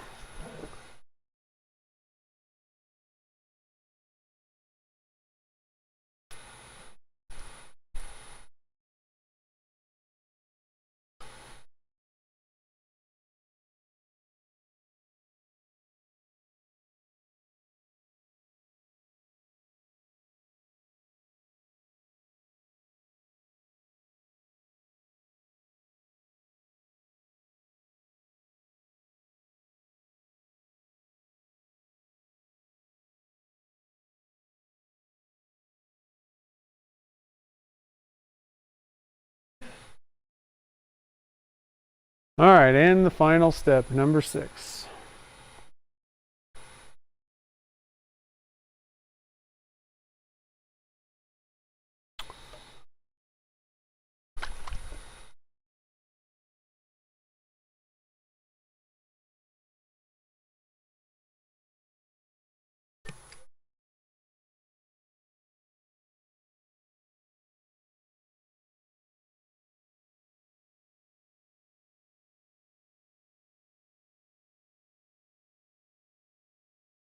That thing's looking pretty good. Pretty clear. Zoom you guys in on this. Get a look at this crazy ornament. All right, there we go. Stop bouncing. Look at that. I mean, looking pretty good, I think. What do you guys think?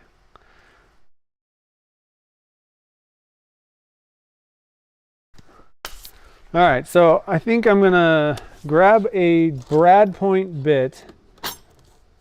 Let's see here. That way it'll be easier to start kind of on a weird side. So I'm gonna use a 1/8 inch brad point. And basically I just want to drill kind of through the middle of this thing. Hopefully hopefully it goes all right. Again, we're just doing a lot of winging today. I don't really know of any other good way to do this, so I'm gonna back you guys out just a little bit. I need to plug the camera back in, I think. I'm gonna actually, so you can kind of see what I'm doing a little bit.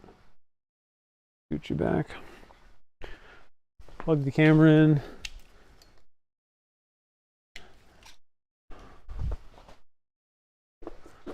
All right, so cross your fingers.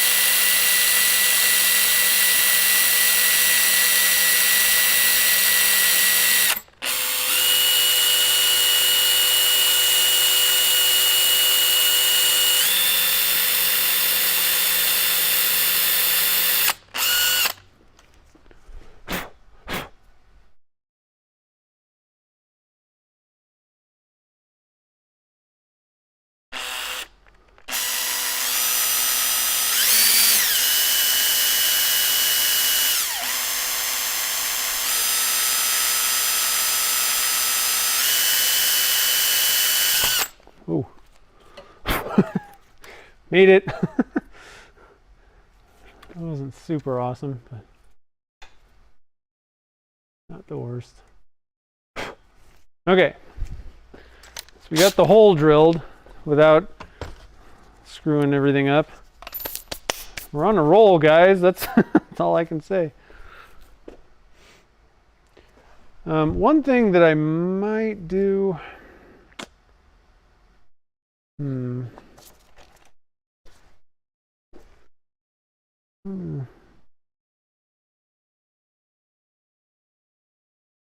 Yeah, that's really not going to work. I want to kind of chamfer that hole. So I think I'm going to use the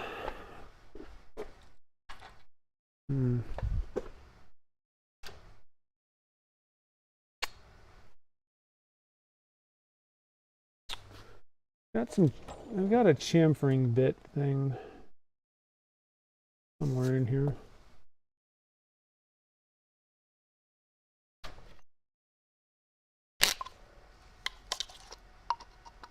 This is not it.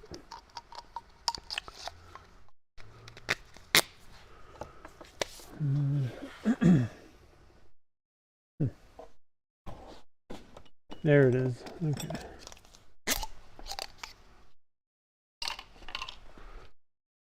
All right, so I've got this little chamfering bit. I'm just gonna try and chamfer those. Oops, that's the wrong way. I'm gonna chamfer those holes on the inside and out a little bit. And again, hopefully this doesn't screw everything up. I went a little further than I wanted, but it's okay. Okay. So far, we haven't screwed everything up yet. That's all that really matters.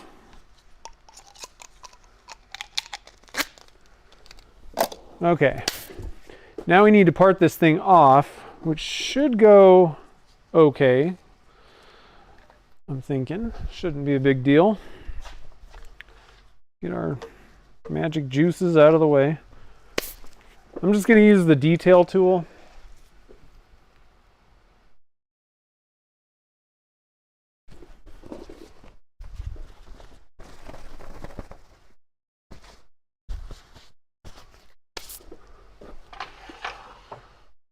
And I went a little bit further. Technically that 2.5, I would have been cutting right through that ribbon. And I just thought that was kind of silly. So we went for a little bit longer. I think it'll be better. All right, let's see what we can do here.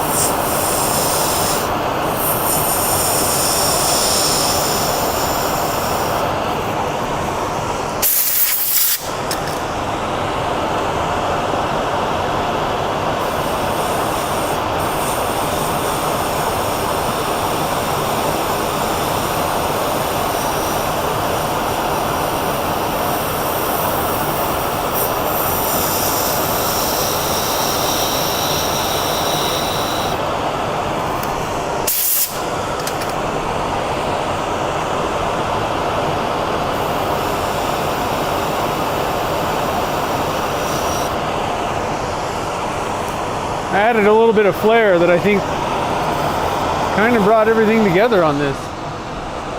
I was just going to round the top over, but I kind of added a little bit of shaping, and I think that really looks good. So there we go. I like it.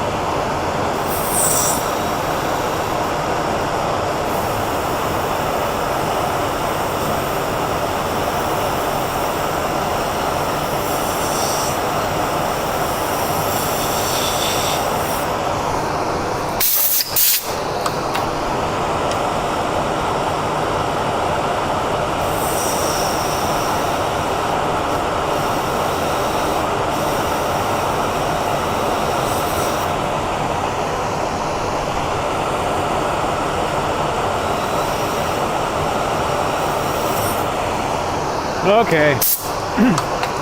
That's far enough, I think.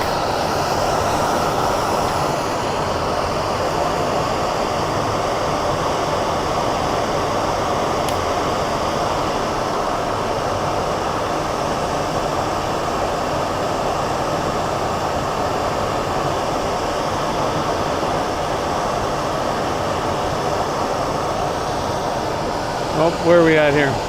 There we go. I'll have to do a little bit of work on the top here, but I mean, overall, it's pretty cool.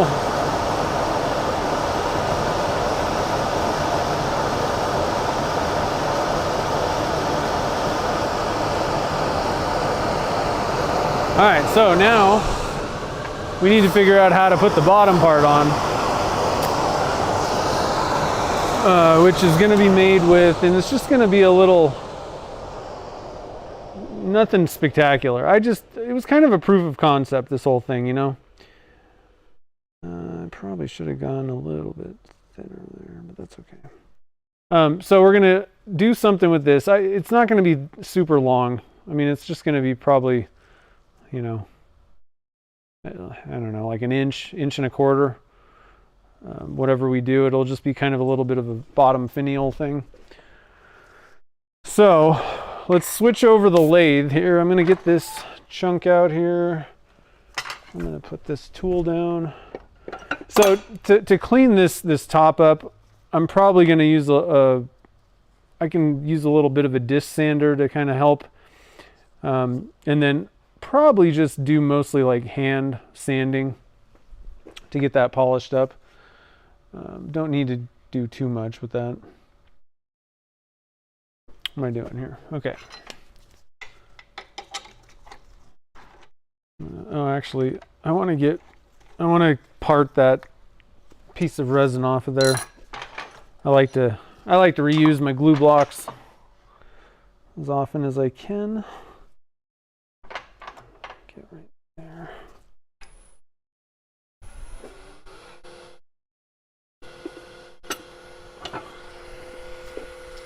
So let's get that going real quick here.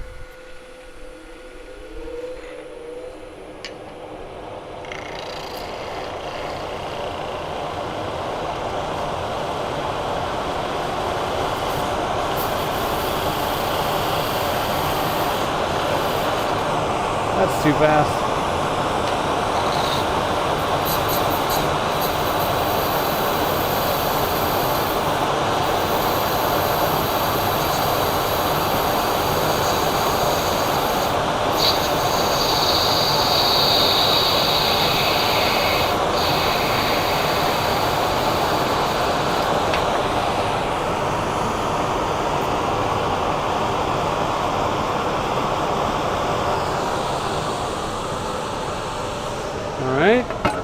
And I'm going to clean that face up just a little bit.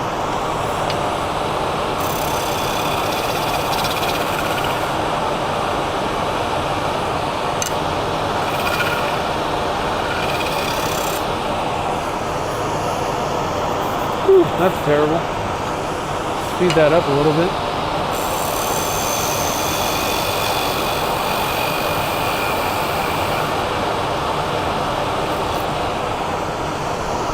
There we go. That's looking pretty now. Okay.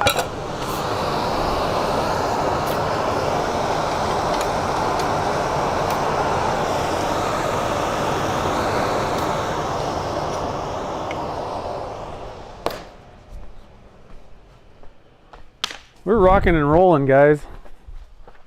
Who's excited to see this get finished up? So we made it through the hard part. I would consider that the hardest part. The pen blank should be not too terrible.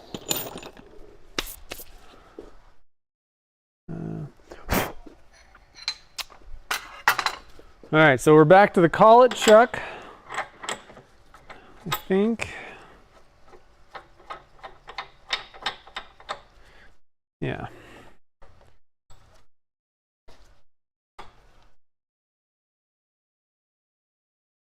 Let's see, I really don't even need I think I'm gonna go cut this in half. We really don't, I don't need to be working with this whole thing. Let me just cut this guy in half real quick. 5.5, 2.25. Let's see here. What's happening? Give me a pen.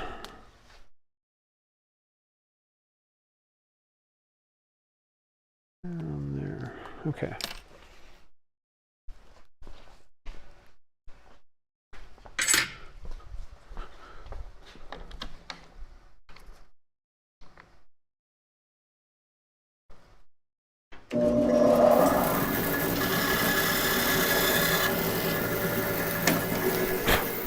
That'll be a little bit more manageable. Problem is it's so long that it's going to kind of deflect quite a bit. And I don't want that.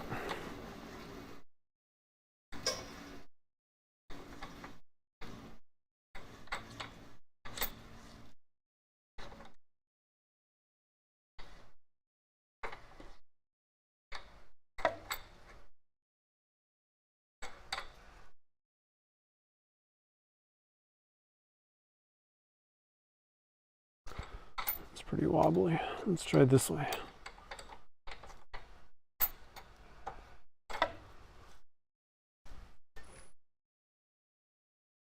That's pretty good. Let's see here. Yeah, I do a fair share of my of winging it, and it seems to work fine typically. I haven't had too many problems. All right, so now we're back to doing kind of like pen, bespoke pen stuff. So first off, we need to square up this end. I got quite a bit overhanging, but yeah, in fact, okay. I'm gonna, to do all the operations, I want to get this thing in here snugged up and tight.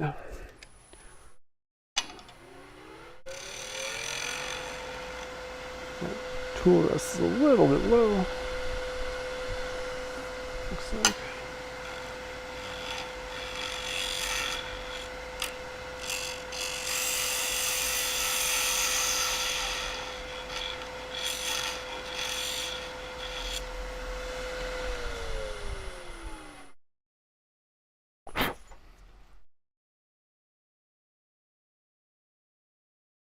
All right. Let's scoot you guys back a little bit. I can get in here. So next, we need to see. We're going to be doing a tenon. So first things we need to do is get a center hole drilled.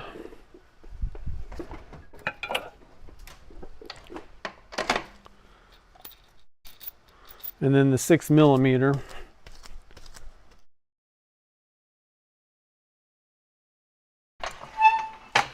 Okay.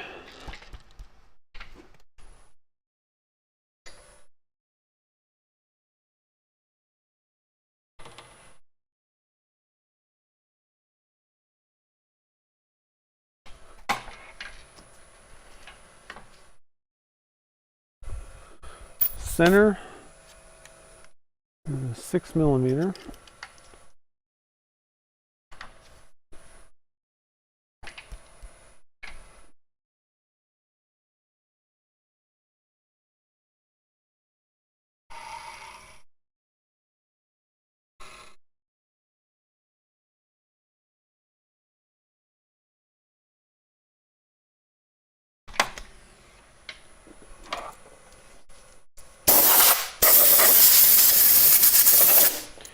And I'm using a parabolic. I just bought this. It's a parabolic, what do you call it? Parabolic, not thread. What do you call those things? Flute. Parabolic flute drill bit. So I can kind of slam it in there and go pretty deep. If you're using a standard drill bit, you're probably going to have to take lots of small, shallow cuts. And that's the reason why I bought a 6mm. parabolic bit, because I find that I ended up going all the way through. Then, oh shoot! Actually, I don't want to go all the way through it. We gotta go with the other one. How's that gonna work? Shoot. Let me think here. I didn't think about that. I don't want to go all the way through, but we need to go 3 inches in or so.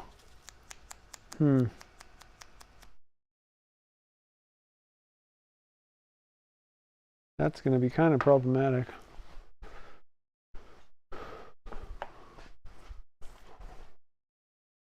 All right, so I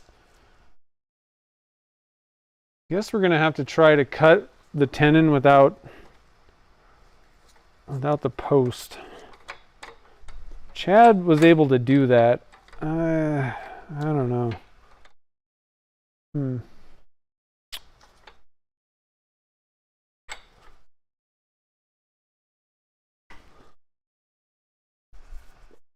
All right, so for anybody that doesn't know, this is the tenon cutter.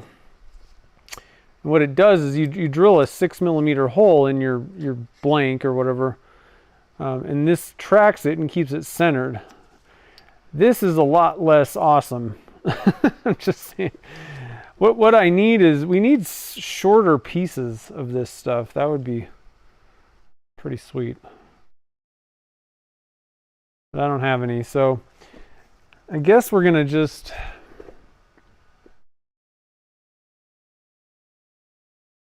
I can cut the tenon by hand as well. So I need to start over. First, we're gonna square this guy up, because we do want a square edge.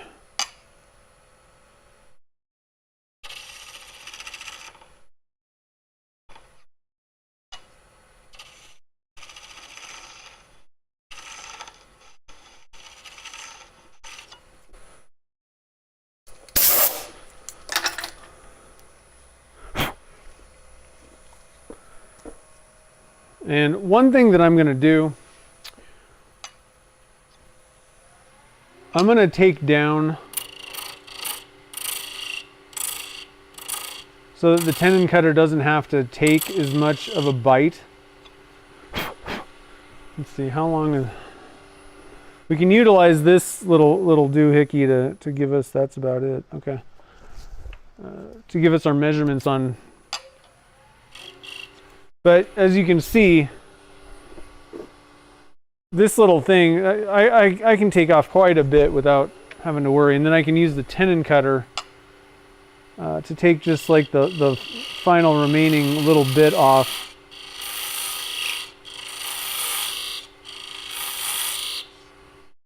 Let me get the dust collector going here.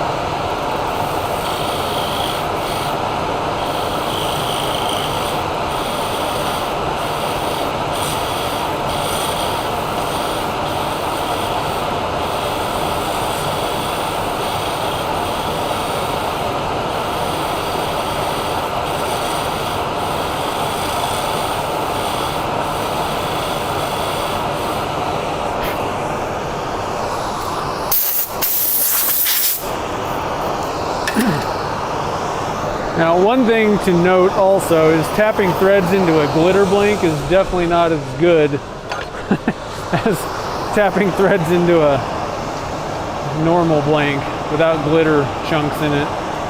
So that's going to also add some problem to this tenon cutter, just cutting without the little pin. But I'm hoping that, because I took quite a bit of the material off, it won't be too grabby. and it'll play nicely.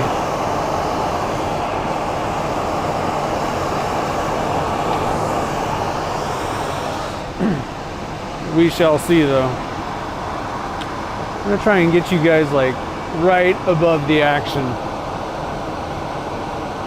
so you can see what's happening here a little bit.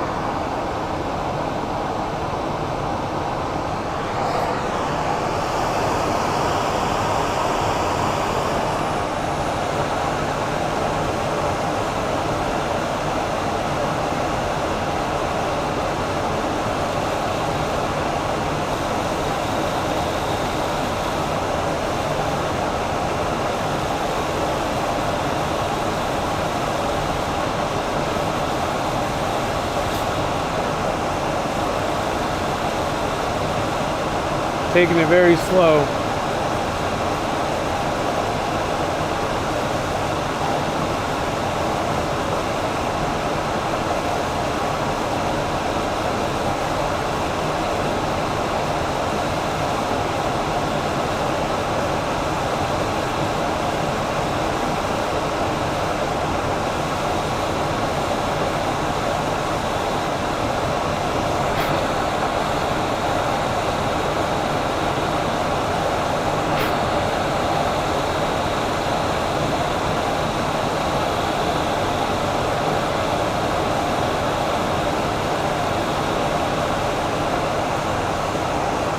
I'm gonna call that good since nothing exploded or flew off. Now there is a little bit of a shoulder. What I didn't want to do is get all the way up to that big part. So before I do anything, I'm actually going to come in and take the 16th inch parting tool and take off there's a little step on the back because I didn't go all the way down. And that's fine. It's not like I would have tapped threads to that point anyway. Okay. So that worked out okay. So in a pinch, you can use the tenon cutter. I think you're all right, but just be careful because it can get pretty grabby. And if there's nothing holding it on center, it can kind of also just kind of move around a lot more anyway. All right, let's move you guys back over here.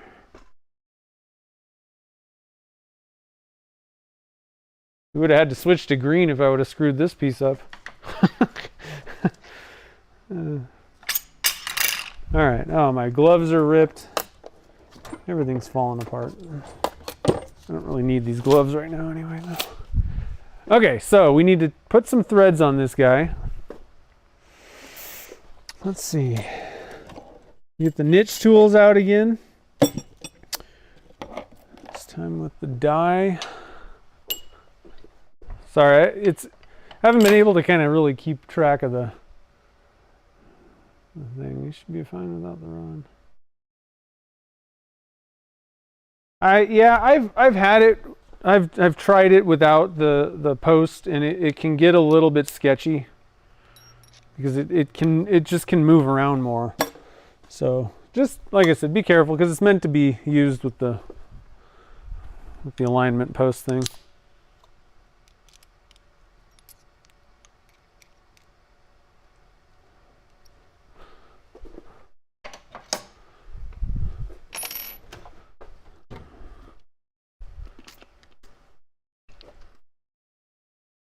Little WD-40 in there. Oh, I need to cut a little chamfer, I forgot.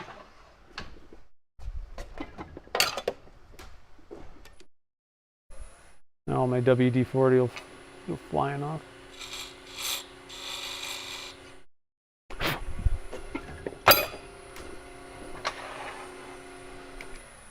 That's okay.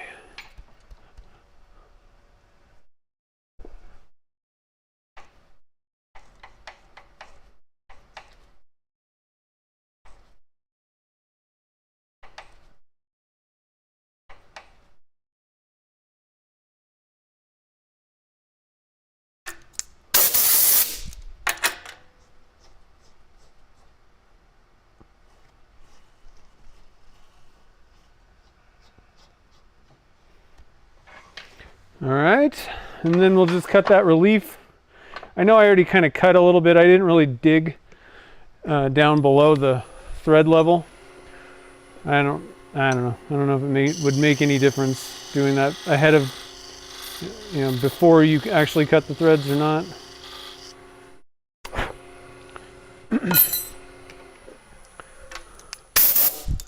Okay, so we got us some threads. Now, let's see, where's my thing? I'm just gonna make sure this works. Now, like I said, another way to do this is I could have technically put these together and turned the whole thing possibly, especially before I parted this thing off. Let's see what it looks like. Oh, it's not even running too untrue. So it works.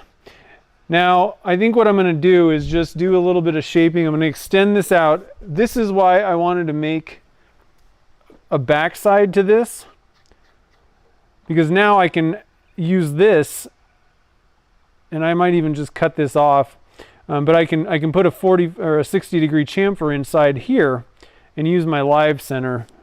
Even if I don't, I don't really care either way. I just don't want to wreck. I guess this doesn't have a hole in it. Huh. I take it back. We're going to use a center drill. I don't need to worry about this. There's not a hole in it. I'm so used to cutting a hole in things. Let's see, where's my... But we can put a 44 or a 60 degree chamfer on the inside of this thing, and it's not going to hurt anything. Let's go with this one. No one will even see it because you screw it on. A lot of these types of things, like I said, I really have to do things once to kind of see like what's really going on here. I got an idea in my head, but logistically, is this actually going to work? Is it feasible?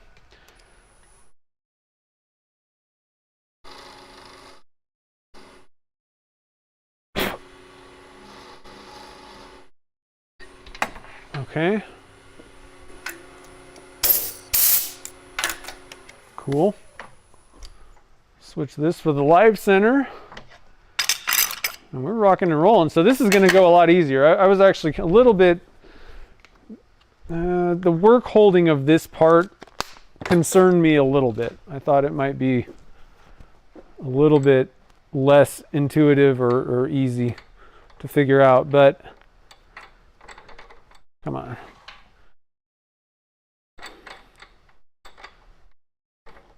Oh, for goodness sakes. What's happening here?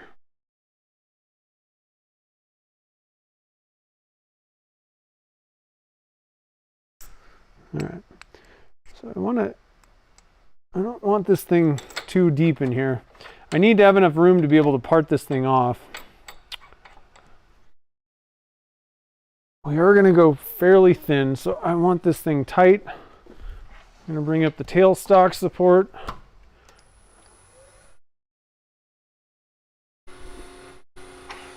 I'm going to switch out my tool rest for the small one. And then we can have fun with this. So as long as everything stays together, I don't blow up the blank, I think we're kind of home free. And this is the easy thing to replace. Pen blanks are easy to make again. This other thing, not so much. That would have been a lot harder, you know.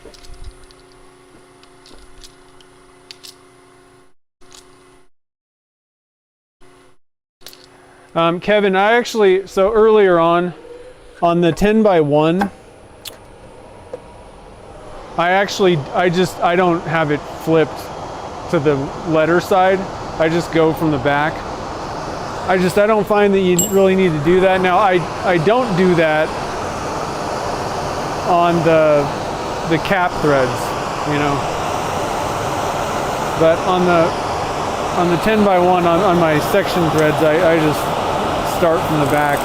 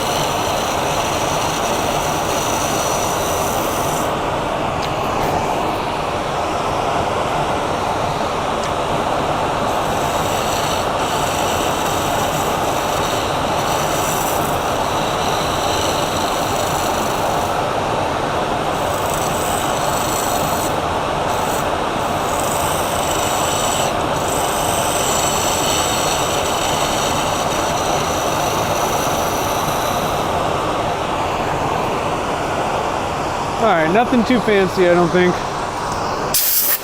Going for fairly simple. And then what I'm going to do is try to kind of mimic the same sort of shape as the top here. Just kind of come in at an angle and part it off. Now the thing about these tinsel glitter blanks though, you have to put a CA finish on them. So let's sand and get some finish on these guys.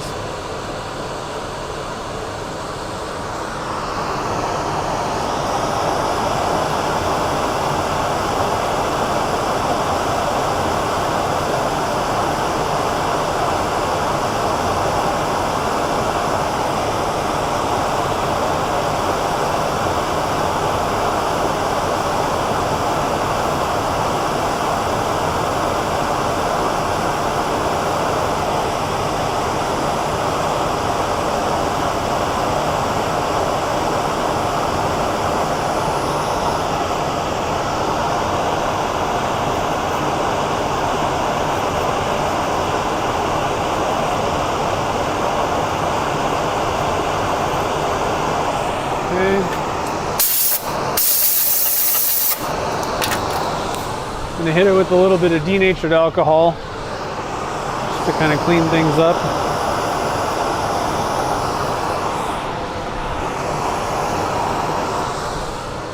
I think I'm just going to go, that was 400, I think we're good. I think I'm just going to go straight for the finish.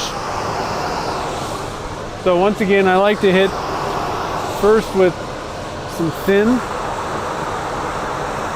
super thin.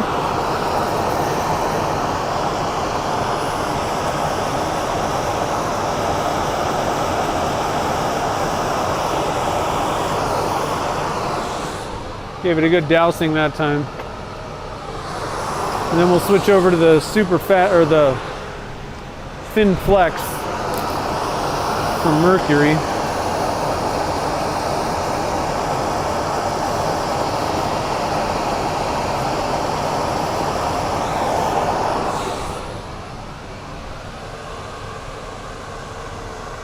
Let's see.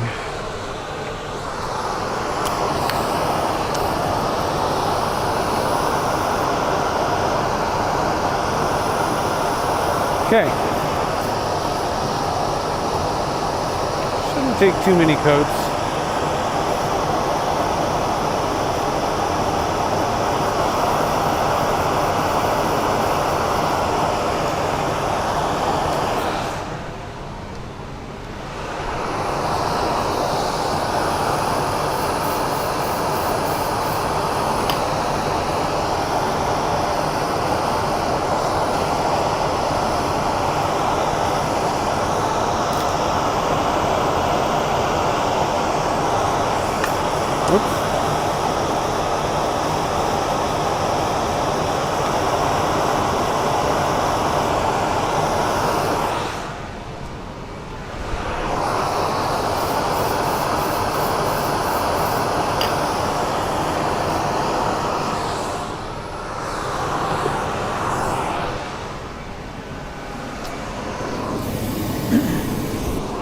So is everybody ready for Halloween yet?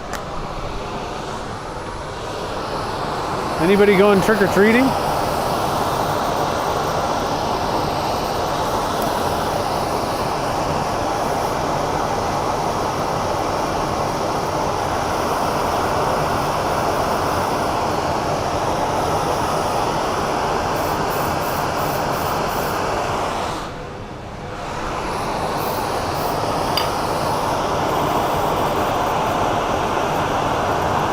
I'm going to put maybe like 1 or 2 coats more. And that ought to be plenty.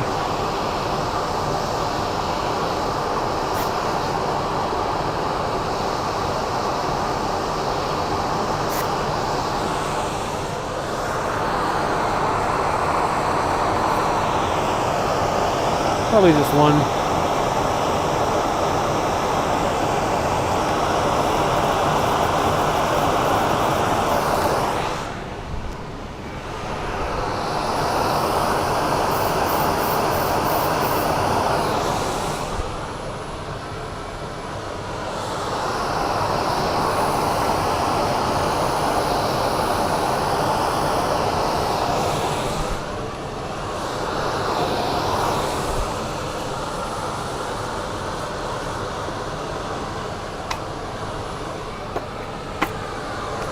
All right, now we can sand this guy up. We're getting close to the finish line on this. This is getting crazy. 3 more sleeps till Halloween. Yeah, taking your grandson. Nope and nope. Oh yeah. We used to live, yeah, we had the same thing when we were renting that apartment. They were like 5-acre properties and nobody ever came. It was kind of nice because you didn't have to worry about anything. We wouldn't have even gotten we didn't even have a front door or anything. We were like a staircase behind the garage.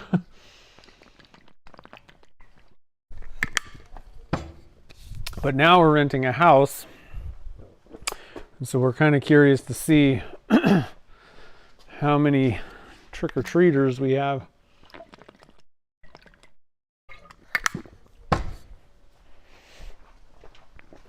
It's pretty cold though, so I don't know.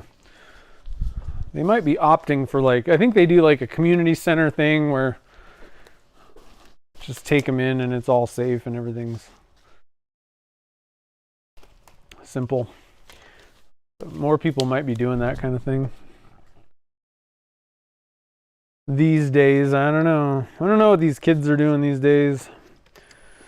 All right, so let's do a little bit of sanding. So I'm starting with 600 here, wet, and this is again silicon carbide paper. I find that this works quite well to start at the silicon carbide 600 versus the Abranet 400 is kind of where I would. I'm finding that this takes care of that 400 for me.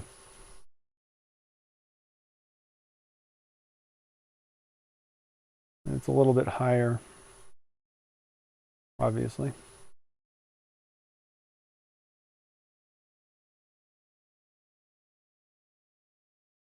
All right, that's good. Kind of stayed on that longer than I should have. Actually, move up to the 8. Again, I don't want to be taking off a ton of finish.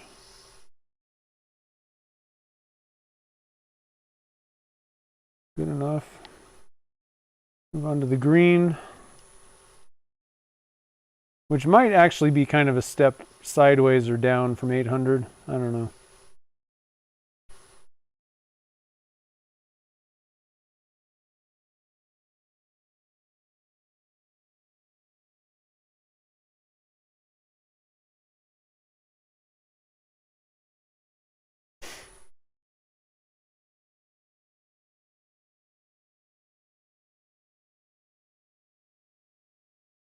Yeah, I'm kind of thinking it should just come to a point. Design changes in the middle of polishing.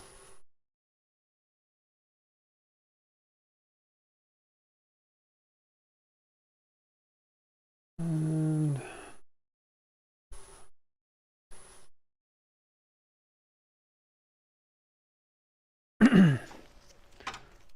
yeah, that's looking good. All right, and then we'll go to the magic juice. Is anybody still awake out there?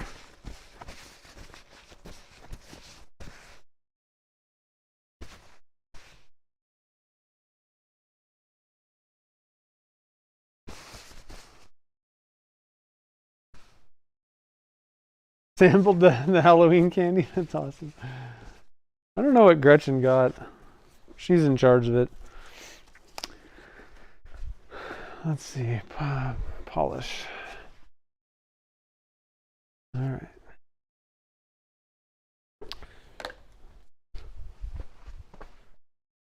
I might have a piece. I'm not a huge, I don't know. I like gummy bears. All right, so if she bought gummy bears, then it's all over. But I don't really need a lot of chocolate and all that kind of stuff.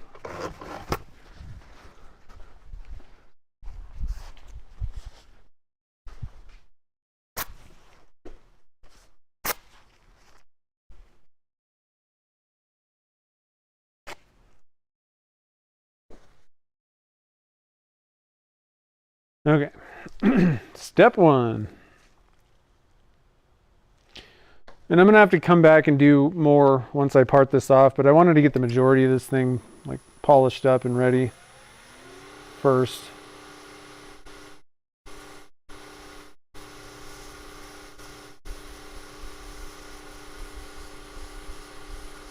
Still watching? Nice. This is a pretty long one, but I knew this was going to be a bit more involved than normal. Partly just because I didn't exactly know what the heck was, how this was going to work out.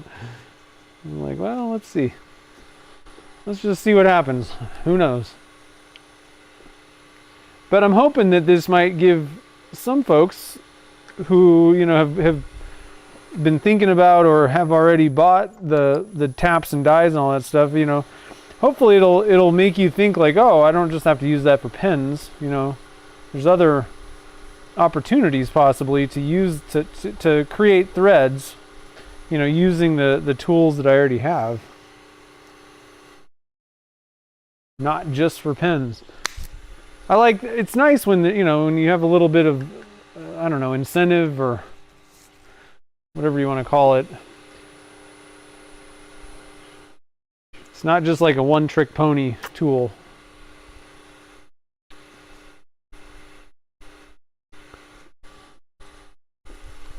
Oftentimes, I don't think people really even think about, you know, unless it comes like on a kit or whatever, it's pre-threaded. People don't really think like, oh, I'll just put threads on that, you know. It's not the first thought a lot of times. But you can. A pretty handy set. Now this doesn't necessarily come into play for pens. You wouldn't have picked this up for custom pen making or anything, but 3/8/16, that's a pretty good tap and die set to have on hand. That's what your stoppers, the bottle stoppers and many of the kits use. So that's a pretty standard thread. And like I was saying at the beginning, another option for how I could have done the work holding is just tap,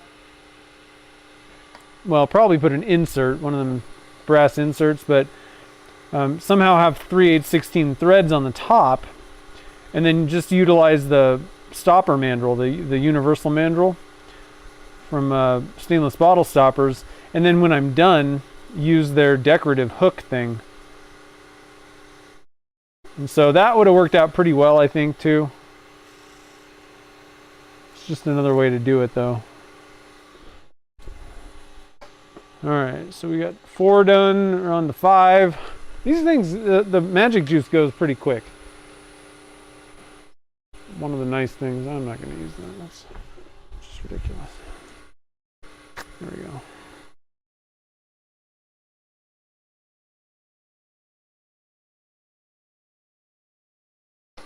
Okay, that was probably too much.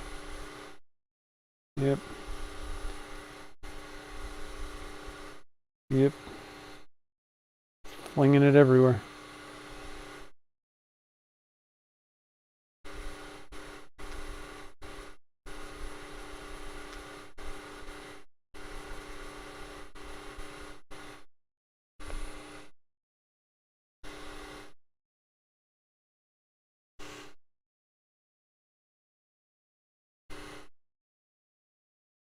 Okay, last step, and then part this off, and we should hopefully be done as long as I don't explode it at the very end.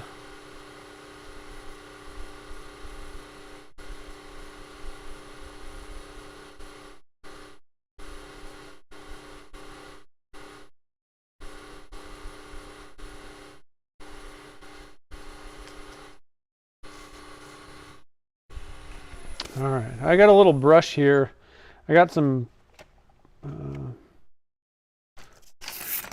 polish in the threads. I'm gonna kind of clear that out best I can. Okay, and let's part this guy off. Like I said, I'm gonna have, and I'll do this off camera. after the stream. I am going to have to do a little extra touch-up work with some sanding and like polishing a couple of the pieces. So I'm going to part this off, and it's not going to be, obviously polished. So I'm going to have to mess around with that. One thing that I might do to, for work holding, I can flip this. Again, I made this little mandrel thing. I can flip this. I would probably want to straighten this a little bit, flatten it out, which I might be able to do right now. I think I'm going to do that right now. I'm going to load this thing onto here. Just kind of ease this thing up here. But what I want to do is just try and get this thing flat.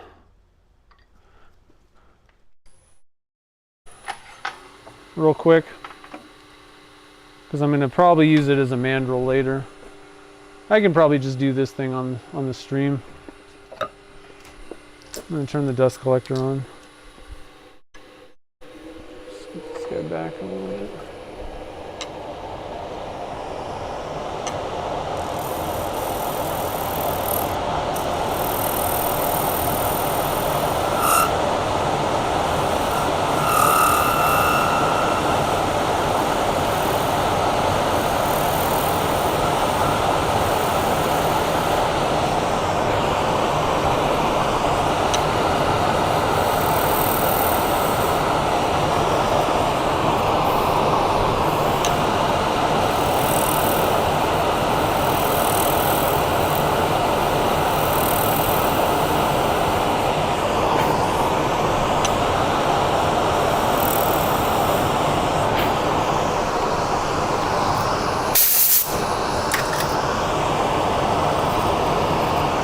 Not really sure how well that worked.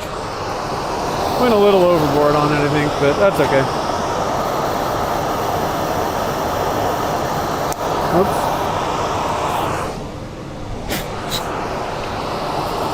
All right, so bring up our tailstock support once again.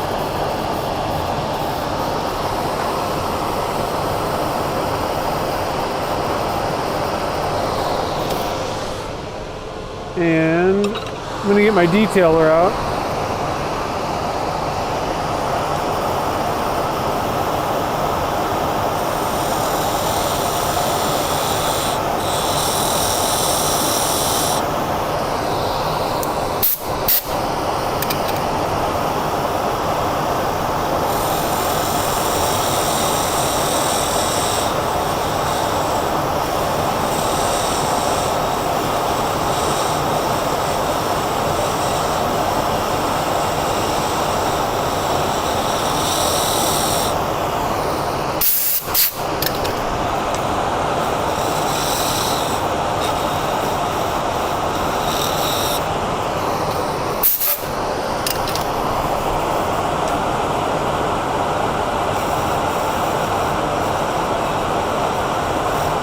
Oh, I lost it.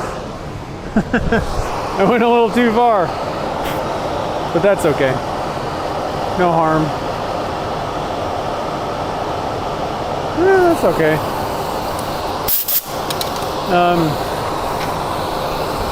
All right, now I might need to get a different collet because I kind of turned this thing way down.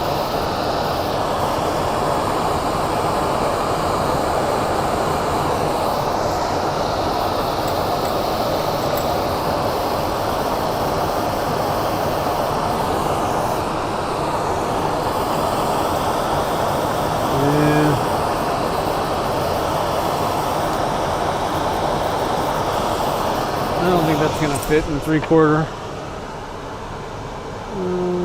Let's see. It's good to have a lot of collets too.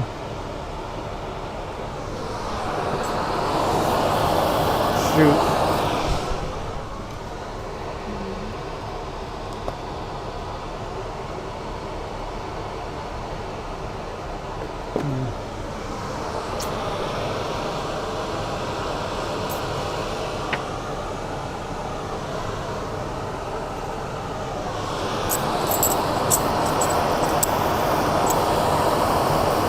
Ooh, perfect.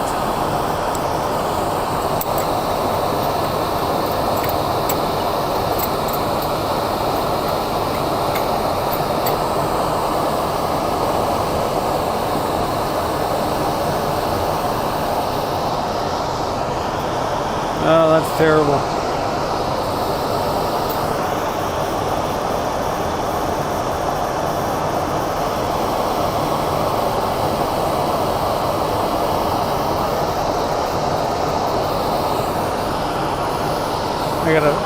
I gotta fix this. I did not make that flat whatsoever.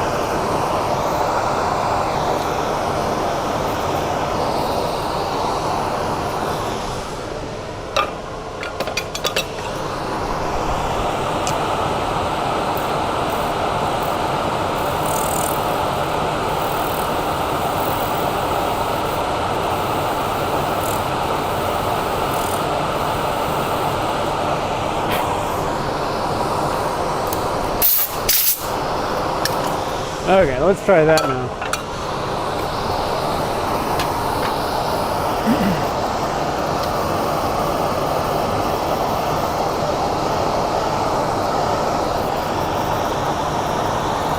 Well, oh, whoops. It's the wrong side. I want it to go this way. I'm all right, I promise.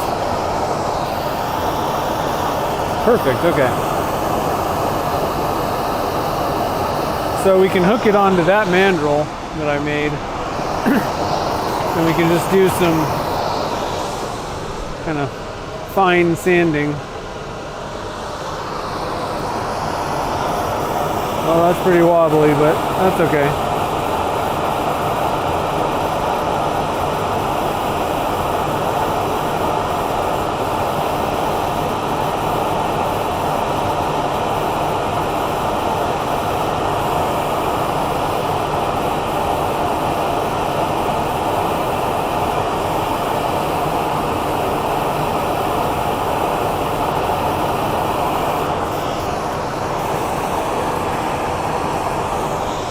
All right.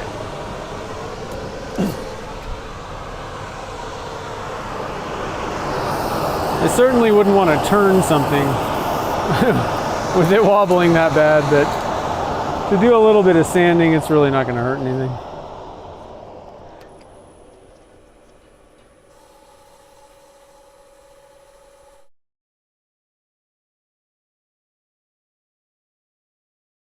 Hey, what's up, Dave? How's it going? CA. These glitter blanks, really, you kind of need to put something over top. Just think about, it's like just polishing. You can't polish the glitter, which is what you would be trying to do if you just tried to polish it.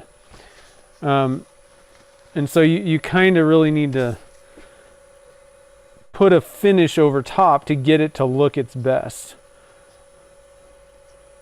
Move on to the 800. So yeah, I'm just gonna, but I'm not gonna go through and like resand it and do all this stuff. I'm just gonna get this fairly, sanded up here. I don't even need to actually go to 800. And I'm just gonna put a dab of CA on it, maybe two, and I'm done. I'm not gonna go through and like sand and polish the CA because I just don't really think it needs it. It's on the bottom of this thing, and you're really not even going to be handling it. So I am going to do some of the super thin. I mean, I could walk away. I could do that and walk away and be done. But we'll put a couple extra coats on that. That first one will sink in a little bit. It'll soak up with the super thin. And then we'll just put a couple of quick coats of the thin flex on, and I'm gonna call it a day on this piece. I think we'll be good. So just a dab, don't need a lot, and I'm just gonna kind of work it in. That might actually be enough right there. All it needs to do is look good. There's no sense in doing extra steps if it's really not going to make it look much better. it's really gonna. I'm gonna hit it with this stuff.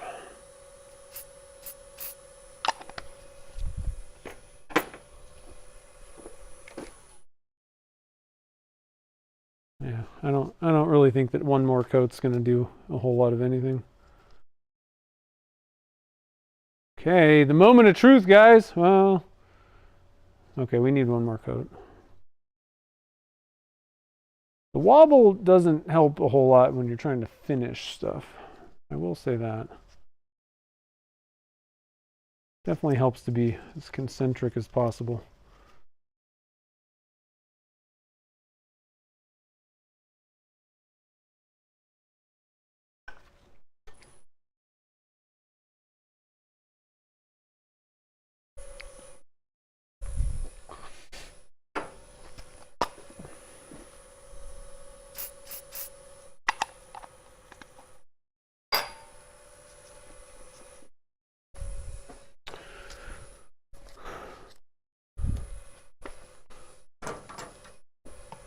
All right, let's see how that did.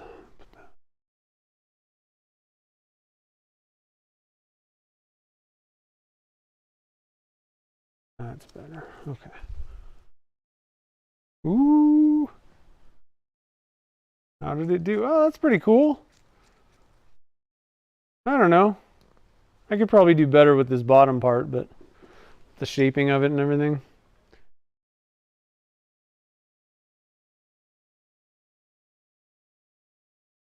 Not the worst little crazy ornament that I've ever seen. In fact, I could probably leave the top frosted. Huh. So let's get you guys kind of, oh, I gotta unplug this thing. Hold on. Hold up. Okay. Let me get you guys kind of up close and personal here. So the top, I think what I'm going to do, so I don't like this nubbin. That I just kind of broke it off. So I do want to kind of clean that up with a little bit of sandpaper. That doesn't help. Dark background. But I think I'm going to actually leave the top frosted. So I'm just going to sand it up to like 2000 grit and leave it. Maybe even just 1000. That'll be kind of neat. It'll be just a little bit different. But I'll do that. I'll just be sanding this by hand after the fact. But I don't know. I'm not super in love with the shape of this thing on the bottom. That could be more. I think what it needs to do is be like splaying out more, you know. But it's different. It's interesting. And if whoever buys it at the auction hates it, they can just get rid of this bottom part. Take it off. Or switch it out. I could make another one. Maybe I'll make multiples. Oh, not too bad. Not too shabby, I don't think. What do you guys think? It's definitely different. I don't think anybody can argue that. It's definitely not your typical ornament. Yeah, I wish it was this bottom interaction needs more curves going on. That's okay. I'm just happy that I actually got this thing to work the first time, because I was like, I got a backup. I don't know. We'll see. But it's pretty cool. I think that it's really neat being able to, I think it's empowering, I guess, in a sense. It's a pretty good word for it. Knowing that, you know, if you have taps and dies and you need to put two things together, you can just cut threads and do it. Like, it's not that hard, you know. It's super simple to do. Drill a hole or create a tenon and then just, you know, do the tapping, and it's not, there's nothing to it at all. And so hopefully, you know, it'll make the people that haven't actually started but want to get into the bespoke pen making, maybe it'll make it a little bit less daunting. It's really simple stuff. Most of that pen making stuff, most of it revolves around cutting threads and doing stuff like that, and which I think is really fun. I think it's a fun part of turning, you know, or doing something, making something is to do those little kind of fine things like add threads. So anyway, guys, I appreciate you all joining the fun tonight. Let's see, anybody else? Oh, it's hammering.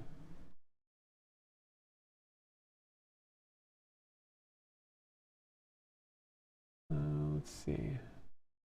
Yeah, the frosted top thing I think is kind of cool. I didn't even think about that at first, but it needs a little bit of sanding, but I mean, I don't know. Maybe. I need to sand that very tip top thing off. I don't even know. It doesn't look, that's just the tool edge from the detail tool, and it's not that bad. Like I might be able to just hit that with like 2000 grit and be done with it. Yeah, I know. I would have definitely, I agree with the narrower. I think that the bottom needs to kind of come in a little bit of the white thing, and this needs to kind of splay out a little bit, but it needs to be a little bit skinnier. I don't know. But either way, like I said, it's kind of just a proof of concept. I will be sending this down to Turners Warehouse. I think it's not, if I was like, this is terrible, I would make a different one for the auctions. But I think this is genuinely unique. I don't know that it's going to win any, you know, awards or prizes, but I think somebody might like it. So I will definitely be sending this down to Turners Warehouse. And it'll be on their auction page. Now, for anybody that is interested in making an ornament for the ornament challenge, that's not where it is.